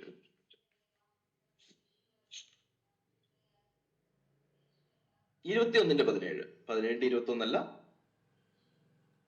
21-17 അദ്ദേഹം കൊണ്ടുവന്നത് 21-22 ഞാൻ 21-17 കാണിച്ചു. അതിനുശേഷം ഞാൻ പറയുകയും ചെയ്തു, ആ വാക്യത്തിന് കുറച്ച് മുമ്പ് ഉള്ള വാക്യങ്ങൾ നിങ്ങൾ വായിച്ചിരുന്നാൽ നിങ്ങൾക്ക് മനസ്സിലാക്കാൻ പറ്റുന്നു. ഓക്കെ, ഞാൻ ഒന്നെടുത്തോട്ടെ. 21-17 അതിങ്ങനെയാണ് പറയുന്നത്: നാം ഒരു വിനോദമുണ്ടാക്കാൻ ഉദ്ദേശിച്ചിരുന്നു എങ്കിൽ. കണ്ടോ, ഇവിടെയും ഒരു കൺഫ്യൂഷൻ വെക്കുകയാണ് അള്ളാഹു. എന്താണ്? അള്ളാഹു ഒരു വിനോദം ഉണ്ടാക്കാൻ ഉദ്ദേശിച്ചിരുന്നു എങ്കിൽ. ഇനി അതിന്റെ റിസൾട്ട് ദെൻ പാർട്ട്. ഓക്കെ, അത് എന്ത് സംഭവിക്കുമായിരുന്നു? പരിണിത ഫലം എന്തായിരിക്കും? നമ്മുടെ അടുക്കൽ നിന്ന് തന്നെ നാം അത് ഉണ്ടാക്കുമായിരുന്നു. ക്ലിയർ ആണേ? അള്ളാഹുവിന് ഈ വാക്യം വെച്ചോണ്ട് ഇങ്ങനെ പറയാൻ പറ്റുമോ? അള്ളാഹുവിന് തന്നിൽ നിന്ന് അത് ഉണ്ടാക്കാൻ പറ്റില്ല എന്ന് വാദിക്കാൻ പറ്റുമോ? ഇപ്പൊ ഞാൻ ഇതിവിടെ ചോദിക്കുകയാണ്, ഏതെങ്കിലും ഒരു മുസ്ലിമിനോട് ചോദിക്കുകയാണ്, അള്ളാഹുവിന് ഒരു വിനോദം ഉണ്ടാക്കാൻ ഉദ്ദേശിച്ചിരുന്നെങ്കിൽ അള്ളാഹു എന്ത് ചെയ്തേനെ? ഈ വാക്യത്തിന്റെ അടിസ്ഥാനത്തിൽ അവർ പറയും അള്ളാഹുവിന്റെ പക്കൽ നിന്ന് അത് ഉണ്ടാക്കുമായിരുന്നു. എന്നാൽ നാം അത് ചെയ്യുന്നതല്ല. പോസിബിലിറ്റി ഉണ്ടോ? വേണമെങ്കിൽ ചെയ്യാൻ പറ്റുമോ? അള്ളാഹു പറഞ്ഞു വേണമെങ്കിൽ ചെയ്യാം. പക്ഷെ അള്ളാഹു അത് ചെയ്തില്ല. അള്ളാഹു അത് ചെയ്യുമോ? ചെയ്യില്ല. That's okay. ഇതുപോലെയാണ് അപ്പുറത്ത് കിടക്കുന്നത് എന്ന് ഞാൻ പറഞ്ഞു കൊടുത്തിട്ട് അത് അദ്ദേഹത്തിന് മനസ്സിലാവുന്നില്ല. സത്യം പറഞ്ഞു കഴിഞ്ഞാൽ എന്നേക്കാളും കൂടുതൽ ഖുർആൻ മനസ്സിലാക്കേണ്ടത് നബീലാണ്. എന്താ പറഞ്ഞേ, മനസ്സിലായിട്ട് he should have understood it more. അതാണ് ഞാൻ ഉദ്ദേശിച്ചത്. അദ്ദേഹത്തിന് അത് മനസ്സിലാകണമായിരുന്നു. കറക്റ്റ്. അദ്ദേഹത്തിന് എന്നേക്കാളും കൂടുതൽ അധികം ഖുർആൻ മനസ്സിലാകണമായിരുന്നു. ഓരോ സെന്റൻസിന്റെ സ്ട്രക്ചർ എങ്ങനെയാണ് റിഡക്ഷൻ അർത്ഥത്തോടെ മുമ്പോട്ട് കൊണ്ടുവരുമ്പോൾ അതിൽ താൽക്കാലികമായിട്ട് അസംബന്ധമായ ഒരു കാര്യം സമ്മതിച്ചുകൊണ്ട് ആ വാക്യത്തിലുള്ള വിരുദ്ധത ചൂണ്ടിക്കാണിച്ച് അത് അങ്ങനെയല്ല എന്നുള്ള നിഗമനത്തിലേക്ക് എത്താനായിട്ട് കഴിയണം. എങ്ങനെ? 21-22 പറഞ്ഞതുപോലെ വല്ല ദൈവങ്ങളും ഉണ്ടായിരുന്നു എങ്കിൽ എന്ത് സംഭവിക്കുമായിരുന്നു? തകരാറിലാകുമായിരുന്നു. തകർന്നോ? തകർന്നിട്ടില്ല. അതുകൊണ്ട് അതിന്റെ അർത്ഥം ഇല്ല. എന്നാൽ 43-81 റിഡക്ഷൻ അബ്സോർഡത്തിന്റെ കാറ്റഗറിയിലല്ല വരുന്നത്, അത് ഹൈപ്പോതെറ്റിക്കൽ കണ്ടീഷനിലാണ് വരുന്നത്. ആര് പറയുന്നു? അൽ ജലാലൈൻ അങ്ങനെ എഴുതിയിട്ടുണ്ട്. ഇതൊരു കണ്ടീഷണൽ ഫ്രേസ് ആണെന്ന് ഇബ്ൻ കത്തീർ പറയുന്നു. അത് മാത്രമല്ല, ഇതിന്റെ തക്കതായ ഒരു ഉദാഹരണം ഖുറാനിൽ നിന്ന് ഞാൻ എടുത്ത് കാണിക്കുകയും ചെയ്യാണ്. നമുക്കൊരു വിനോദം ഉണ്ടാക്കുവാൻ ഉദ്ദേശിച്ചിരുന്നുവെങ്കിൽ നമ്മുടെ അടുക്കൽ നിന്ന് തന്നെ നാം അത് ചെയ്യുമായിരുന്നു. ഇതിനകത്ത് എന്തെങ്കിലും അബ്സേർഡിറ്റി ഉണ്ടോ? ഇല്ല. ക്ലിയർ ആണ്, കണ്ടീഷണൽ ക്ലോസ് ആണിത്. ഇത്രയും വ്യക്തമായിട്ട് കാര്യങ്ങൾ പറഞ്ഞ് കൊടുത്തിരിക്കുന്നു. ഇനി വേറെ ഒരു ഉദാഹരണം കൂടെ ഞാൻ വായിക്കാം. 17-23-91 ഞാനത് വായിക്കാം. 23 ഇത് അദ്ദേഹം കൊണ്ടുവന്നു എനിക്കറിയത്തില്ല. കറക്റ്റ് ഞാൻ അദ്ദേഹത്തിന്റെ ഓഡിയോ ഇനി മുമ്പോട്ട് കേൾക്കണം. അതിന്റെ ലൊക്കേഷൻ മനസ്സിലാക്കിയെങ്കിൽ മാത്രമേ അത് പ്ലേ ചെയ്യാനായിട്ട് പറ്റത്തുള്ളൂ. അത് ഇദ്ദേഹം കൊണ്ടുവന്നു എന്നുള്ളതാണ് എന്റെ ഓർമ്മ. ഇനി കൊണ്ടുവന്നാലും ഇല്ലെങ്കിലും റിഡക്ഷൻ അബ്സോർഡത്തിന് അദ്ദേഹം പറഞ്ഞ സമയത്ത് അതിനെ സാധൂകരിക്കാൻ വേണ്ടിയിട്ട് ഉള്ള ഒരു വാക്യം അത് ഞാൻ കാണിച്ചു തരാം. 23-ാമത്തെ അധ്യായം സൂറ, അതിന്റെ 91-ാമത്തെ വാക്യം കേൾക്കുക. അള്ളാഹു യാതൊരു സന്താനത്തെയും സ്വീകരിച്ചിട്ടില്ല. അവനോടൊപ്പം യാതൊരു ദൈവവും ഉണ്ടായിട്ടില്ല. ഇനി ശ്രദ്ധിക്കുക, അങ്ങനെ ആയിരുന്നു എങ്കിൽ, ഇഫ് പാർട്ട്, ഓക്കെ, അങ്ങനെ ആയിരുന്നു എങ്കിൽ ഓരോ ദൈവവും താൻ സൃഷ്ടിച്ചതുമായി പോയി കളയും, അവരിൽ ചിലരെ അടിച്ചമർത്തുകയും ചെയ്യുമായിരുന്നു. കണ്ടോ, ആ സെന്റൻസ് എങ്ങനെയാണ് പൂർത്തിയാവുന്നത്? ഒരു സെന്റൻസ് ആണ് ഞാൻ വായിക്കുന്നത്. അങ്ങനെ ആയിരുന്നുവെങ്കിൽ, അതായത് അള്ളാഹുവിനോടൊപ്പം ഒരു ദൈവം കൂടെ ഉണ്ടായിരുന്നെങ്കിൽ എന്ത് സംഭവിച്ചേനെ? ഓരോ ദൈവവും താൻ സൃഷ്ടിച്ചതുമായി പോയി കളയും, അവർ ചിലരെ അടിച്ചമർത്തുകയും ചെയ്യുമായിരുന്നു. അപ്പോ അടിച്ചമർത്തൽ നടന്നിട്ടില്ല, പരസ്പരം എന്താ പറയുക, അള്ളാഹുമാര് തമ്മില് ഒന്നും സംഭവിച്ചിട്ടില്ല, അടിച്ചമർത്തൽ നടന്നിട്ടില്ല, ആരും ആരുടെ എടുത്തോണ്ട് പോയിട്ടില്ല. അതുകൊണ്ട് അള്ളാഹു അല്ലാതെ വേറൊരു അള്ളാഹു ഇല്ല. ഈ സെന്റൻസ് അതിന്, അല്ലെങ്കിൽ റിഡക്ഷൻ അബ്സോർഡത്തിന് പറ്റിയ ഒരു ഉദാഹരണമാണ്. ഓക്കെ, എന്നാൽ ഈ കാറ്റഗറിയിലാണോ അത് വരുന്നത്? അല്ല, അവിടെ പോസിറ്റീവാണ്. ഞാൻ ആദ്യം പറഞ്ഞ പോലെ ഇനി അത് എക്സ്പ്ലെയിൻ ചെയ്യുന്നില്ല. അവിടെ അള്ളാഹുവിന് ഒരു സന്താനം ഉണ്ടായിരുന്നെങ്കിൽ അവൻ ആരാധ്യനല്ലാതെ ആയേനെ. അള്ളാഹുവിന് ഒരു സന്താനം ഉണ്ടായിരുന്നെങ്കിൽ അള്ളാഹു ഏകദൈവമാകുകയില്ലായിരുന്നു. അള്ളാഹുവിന് ഒരു സന്താനം ഉണ്ടായിരുന്നെങ്കിൽ നെഗേറ്റ് ചെയ്യാൻ പാകത്തിന്, ഇന്നത്തെ മുസ്ലിമിന്റെ വിശ്വാസത്തെ നെഗേറ്റ് ചെയ്യാൻ പാകത്തിനുള്ള ഒരു കാര്യം അവിടെ പറഞ്ഞിട്ടില്ല. മറിച്ച് പുള്ളി പറയാണ്, ഞാൻ ആരാധിച്ചേനെ. എങ്ങനെയുണ്ട് കാര്യങ്ങളുടെ കിടപ്പ്? എങ്ങനെയുണ്ട് കാര്യങ്ങളുടെ കിടപ്പ്? അപ്പോ വളരെ പ്രസക്തമായിട്ടുള്ള കാര്യമാണ് പറയുന്നത്. എന്തുകൊണ്ടാണ് 43-81 ഇനി വേണമെങ്കിൽ ഇനിയും തരാം കേട്ടോ, അബ്സോർട്ടിക്കുള്ള ഉദാഹരണം. ഓരോട് എന്തായാലും പറഞ്ഞേക്കാം. ഓക്കെ, ഇനി കണ്ടീഷണൽ ക്ലോസിനുള്ള ഉദാഹരണം വേണോ? വേറെ വേണ്ട, സഫീഷ്യന്റ് അല്ലേ? മതി. ഓക്കെ, അപ്പോ ഞാനിത് കൺക്ലൂഡ് ചെയ്യാണ്. കണ്ടീഷണൽ ക്ലോസ് ആണെന്നുണ്ടെങ്കിൽ എന്തായിരിക്കും സംഭവിക്കുന്നത്? അത് ഇമ്പോസിബിലിറ്റിയെ സാധൂകരിക്കുന്നില്ല, അത് ലോജിക്കൽ കാപ്പബിലിറ്റി അല്ലെങ്കിൽ സാധ്യതയെ പറയുന്നുണ്ട്. അബ്സോർഡിറ്റി അത് വിശദീകരിക്കുന്നില്ല. അത് മറിച്ച് ക്ലാരിഫിക്കേഷനും അതിന്റെ പരിണിത ഫലത്തെയും കുറിച്ച് പറയുന്നു, മറിച്ച് കോൺട്രാഡിക്ഷനെ കുറിച്ച് പറയുന്നില്ല. എന്നാൽ റിഡക്ഷൻ അബ്സോർഡത്തിനകത്ത് എന്താണ് സംഭവിക്കുന്നത്? റിഡക്ഷൻ അബ്സോർഡത്തിനകത്ത് പ്രൂവ് വരുന്നത് ഇപ്പോ 43-81, 23-91, 21-22 ഇതിൽ നിന്നൊക്കെ എന്താണ് ലഭിക്കുന്നത്? ഇതിൽ നിന്ന് ലഭിക്കുന്നത് ഒരു അബ്സോർഡിറ്റി ആണ്, ഡിസ്ട്രക്ഷൻ ആണ്, ലോജിക്കൽ കൊളാപ്സ് ആണ് അവിടെ സംഭവിക്കുന്നത്. അതുകൊണ്ട് ഇമ്മീഡിയറ്റ് ഡിനയൽ ആണ് അതിന്റെ നിഗമനമായിട്ട് വരുന്നത്. ഇത്രയും ക്ലാരിറ്റിയോടുകൂടെ ഈ രണ്ട് ഭാഗവും നമുക്ക് പറയാനായിട്ട് പറ്റും. ഇനിയും മുസ്ലിങ്ങൾക്ക് നമ്മൾ അവസരം തരികയാണ്. പ്രത്യേകിച്ച് നബീനോട് ഒരു ചോദ്യം ഞാൻ ചോദിക്കുകയാണ്. ഇനിയെങ്കിലും പറ, അള്ളാഹുവിന് ഒരു സന്താനം ഉണ്ടായിരുന്നെങ്കിൽ മുഹമ്മദ് എന്ത് ചെയ്തേനെ? നിങ്ങളുടെ ഉത്തരം കേൾക്കാൻ ആഗ്രഹിക്കുന്നു. ഓക്കെ, ഇത് പറ്റുമെങ്കിൽ പറഞ്ഞാൽ മതി. അവന്റെ ബുക്ക് അതെ, പറഞ്ഞാൽ മതി. നബീൽ വേറെ ഒന്നും പറയണ്ട. നിങ്ങളുടെ അള്ളാഹു പറയുന്നത് ഒന്ന് റിപ്പീറ്റ് ചെയ്താൽ മതി. അള്ളാഹുവിന് ഒരു സന്താനം ഉണ്ടായിരുന്നെങ്കിൽ എന്ത് ചെയ്തേനെ എന്ന് എക്യുപ്പ് ചോദിച്ചതിന്റെ ഉത്തരം ഇതാണ്: അള്ളാഹുവിന് ഒരു സന്താനം ഉണ്ടായിരുന്നെങ്കിൽ മുഹമ്മദ് ആരാധിച്ചേനെ. ഇത്രയും ഒന്ന് പറഞ്ഞാൽ മതി. ഇതേ ഞാൻ പറഞ്ഞിട്ടുള്ളൂ. തൽക്കാലം നമുക്ക് ഇവിടെ സ്റ്റോപ്പ് ചെയ്യുന്നതോ? എനിക്കൊരു ഇച്ചിരി കാര്യോടെ പറയാനുണ്ടായിരുന്നു, പക്ഷെ എനിക്ക് തോന്നുന്നു നീണ്ടു പോകുന്നു തോന്നുന്നു അല്ലേ? നമുക്ക് തൽക്കാലം വേണമെങ്കിൽ ഇവിടെ നിർത്താം. ഇതിന്റെ മറ്റ് ഉദാഹരണങ്ങളോ ഇതിന്റെ ഒരു ലോജിക്കൽ പ്രോബ്ലമോ കാര്യങ്ങളോ ഒക്കെ നമുക്ക് വേണമെന്നുണ്ടെങ്കിൽ പിന്നീട് നമുക്ക് സംസാരിക്കുകയും ചെയ്യാം. ഓക്കെ,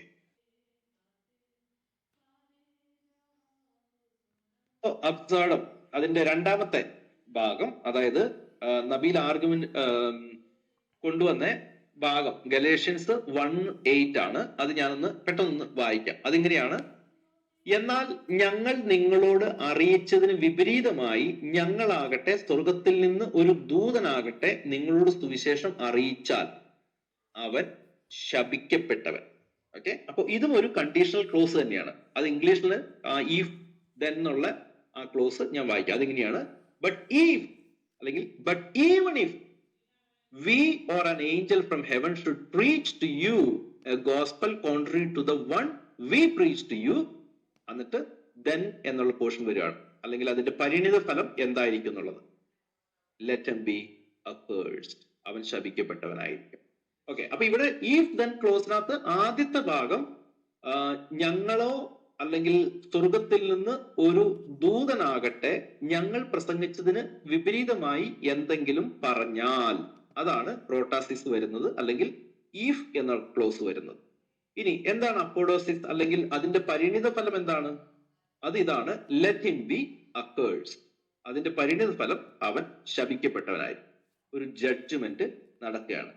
അപ്പൊ എന്താ സംഭവിക്കുന്നതെന്ന് വെച്ച് കഴിഞ്ഞാൽ ആദ്യത്തെ ക്ലോസ് രണ്ടാമത്തെ ക്ലോസിലൂടെ നെഗേറ്റ് ചെയ്യാണ്. നെഗറ്റീവ് റിസൾട്ട് ആണ് വരുന്നത്. ഡിസ്ക്വാളിഫൈയിങ് കോൺസിക്വൻസ് ആണ് അവിടെ സംഭവിക്കുന്നത്.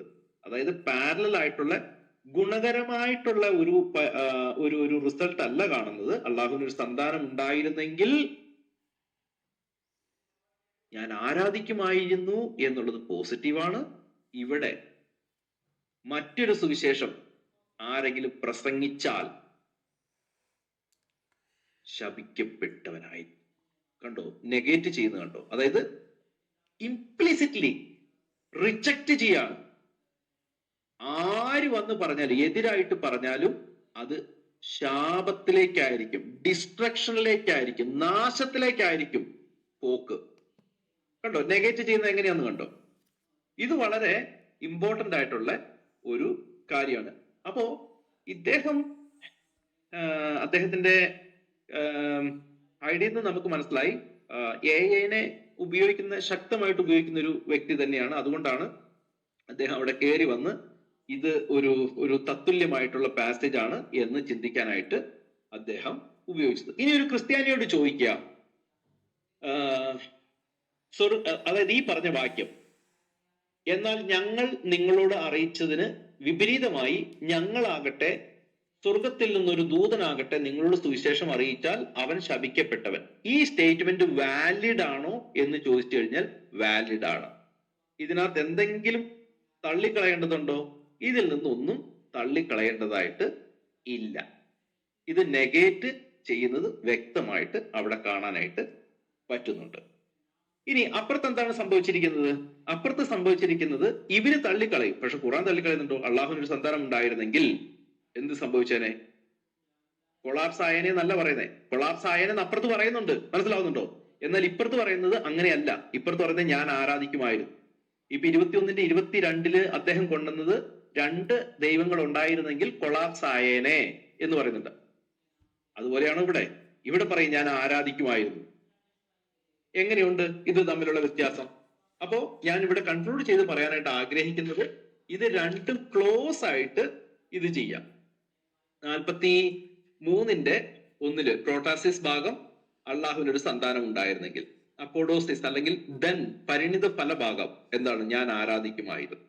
അപ്പോ അതിനകത്ത് കോൺട്രാഡിക്ഷൻ വരുന്നില്ല. അതുകൊണ്ട് തന്നെ ഒരു ജഡ്ജ്മെന്റൽ പോയിന്റ് ലോജിക്കലി എന്താ പറയുന്നത് ഓപ്പോസിറ്റ് ആയിട്ടുള്ള ലോജിക്കൽ ഡിസ്ട്രക്ഷൻ അവിടെ വരുന്നില്ല, മറിച്ച് ലോജിക്കലി ഇൻടാക്ട് ആണ്, ലോജിക്കലി അത് കറക്റ്റ് ആണ് എന്ന് പറയുന്നത് കൺസിസ്റ്റൻസി കാണിക്കുന്നത്. അത് തന്നെ, കൺസിസ്റ്റൻസി ആണ്, അതാണ് റൈറ്റ് വേർഡ്, കൺസിസ്റ്റൻസി ആണ് അവിടെ കാണിക്കുന്നത്. ഇനി 1:8 പറയുന്നത് എന്താണ്? ഇപ്പോ ഒരു ഏഞ്ചല് സ്വർഗത്തിൽ നിന്ന് വന്ന്, അല്ലെങ്കിൽ അവര് തന്നെ ആയാലും കർത്താവ് പഠിപ്പിച്ചതിന് പൗലോസ് പഠിപ്പിച്ചതിന് വിപരീതമായിട്ട് പഠിപ്പിച്ചാൽ എന്ത് സംഭവിക്കും? അവൻ ശപിക്കപ്പെട്ടവനാണ്. കണ്ടോ? അതിന്റെ റിസൾട്ട് എന്താണ്? ശാപം. കണ്ടോ? ഇത് കൊളാപ്സ് ആവുകയാണ് അവിടെ ആ വാദം പറയാണ് അതിന് വിപരീതമായി, അവര് പഠിപ്പിച്ചതിന് വിപരീതമായിട്ട് പഠിപ്പിച്ചു കഴിഞ്ഞാൽ ഒരു കൊളാപ്സ് ഉണ്ടാവുകയാണ്, ഒരു നാശം ഉണ്ടാവുകയാണ്, ഒരു ഡിസ്ട്രക്ഷൻ ഉണ്ടാവുകയാണ്, അവൻ നാശത്തിലോട്ട് പോകും. അപ്പോ ഇത് രണ്ടും കൂടെ കമ്പയർ ചെയ്ത് കഴിഞ്ഞാൽ ഇത് കണ്ടീഷണൽ ഫോം ആണോ? ഈഫ് ദെൻ എന്നുള്ള കൺസെപ്റ്റ് രണ്ടിലും ഉണ്ടോ? രണ്ടിലും ഉണ്ട്. ശരിയാണ്. ഇങ്ങനെ സംഭവിച്ചാൽ അതിന്റെ റിസൾട്ട് എന്തായിരിക്കും എന്നുള്ള ഈ രണ്ട് ക്ലോസും രണ്ടിലും ഉണ്ട്. ഇത് ഹൈപ്പോത്തറ്റിക്കൽ ആണോ? യെസ്, ഹൈപ്പോത്തറ്റിക്കൽ ആണ്. ഇനി ഇതിനകത്ത് ഈഫ് പോർഷൻ എന്താണ്? ഈഫ് പോർഷൻ അല്ലെങ്കിൽ അതിന്റെ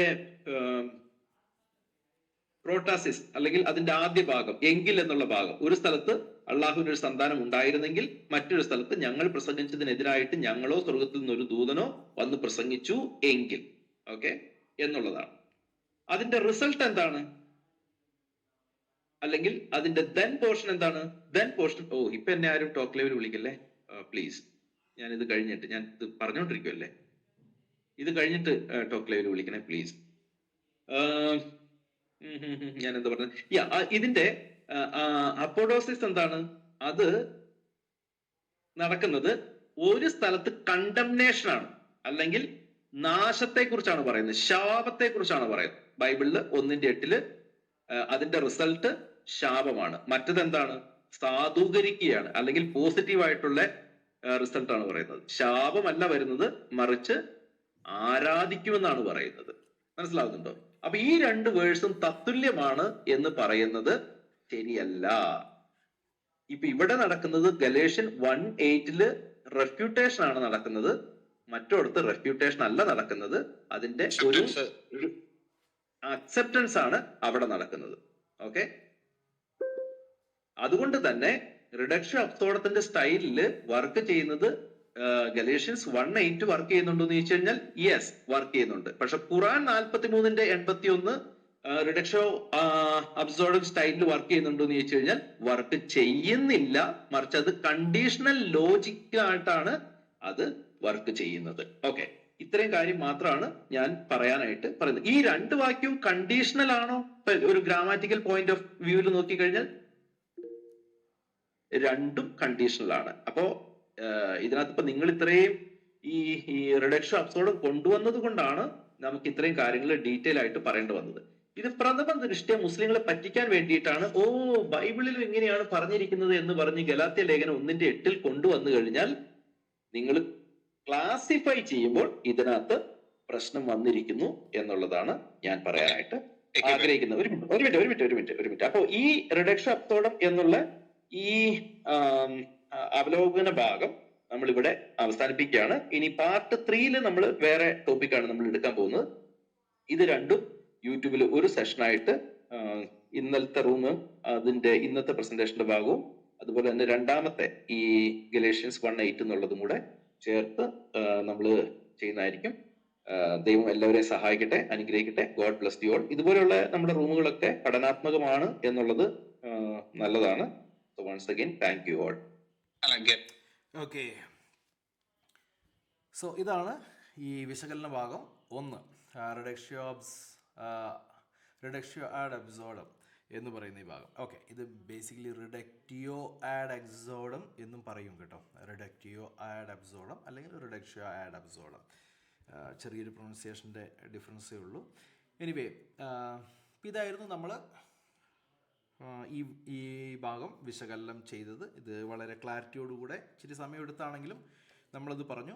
നമ്മളിത് പറഞ്ഞതിന് ശേഷം നല്ലൊരു ഭൂരിഭാഗം മുസ്ലിങ്ങൾക്കും കാര്യങ്ങൾ മനസ്സിലായി ഞാൻ വിശ്വസിക്കുന്നു. എൻ്റെ എതിർ സംവാദകനും കാര്യങ്ങളൊക്കെ മനസ്സിലായി എന്നാണ് ഞാൻ വിശ്വസിക്കുന്നത്.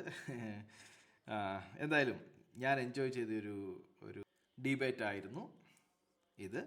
അള്ളാഹുവിനൊരു സന്താനം ഉണ്ടായിരുന്നു എങ്കിൽ മുഹമ്മദ് പറയുന്നു അവൻ ആരാധ്യനാണ്. സോ ഇത് സെപ്പറേറ്റ് ആയിട്ടൊരു ക്ലാസ് ആയിട്ട് തന്നെ നമ്മൾ പിന്നീട് ഒരവസരത്തിൽ ചെയ്യുന്നുണ്ട്.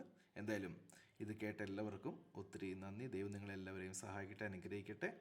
ഷെയർ ചെയ്യാനും ലൈക്ക് ചെയ്യാനൊന്നും മറക്കണ്ട. നിങ്ങളുടെ സപ്പോർട്ടിനായിട്ടൊക്കെ ഒത്തിരി നന്ദി. God bless you all. Bye bye. Take care.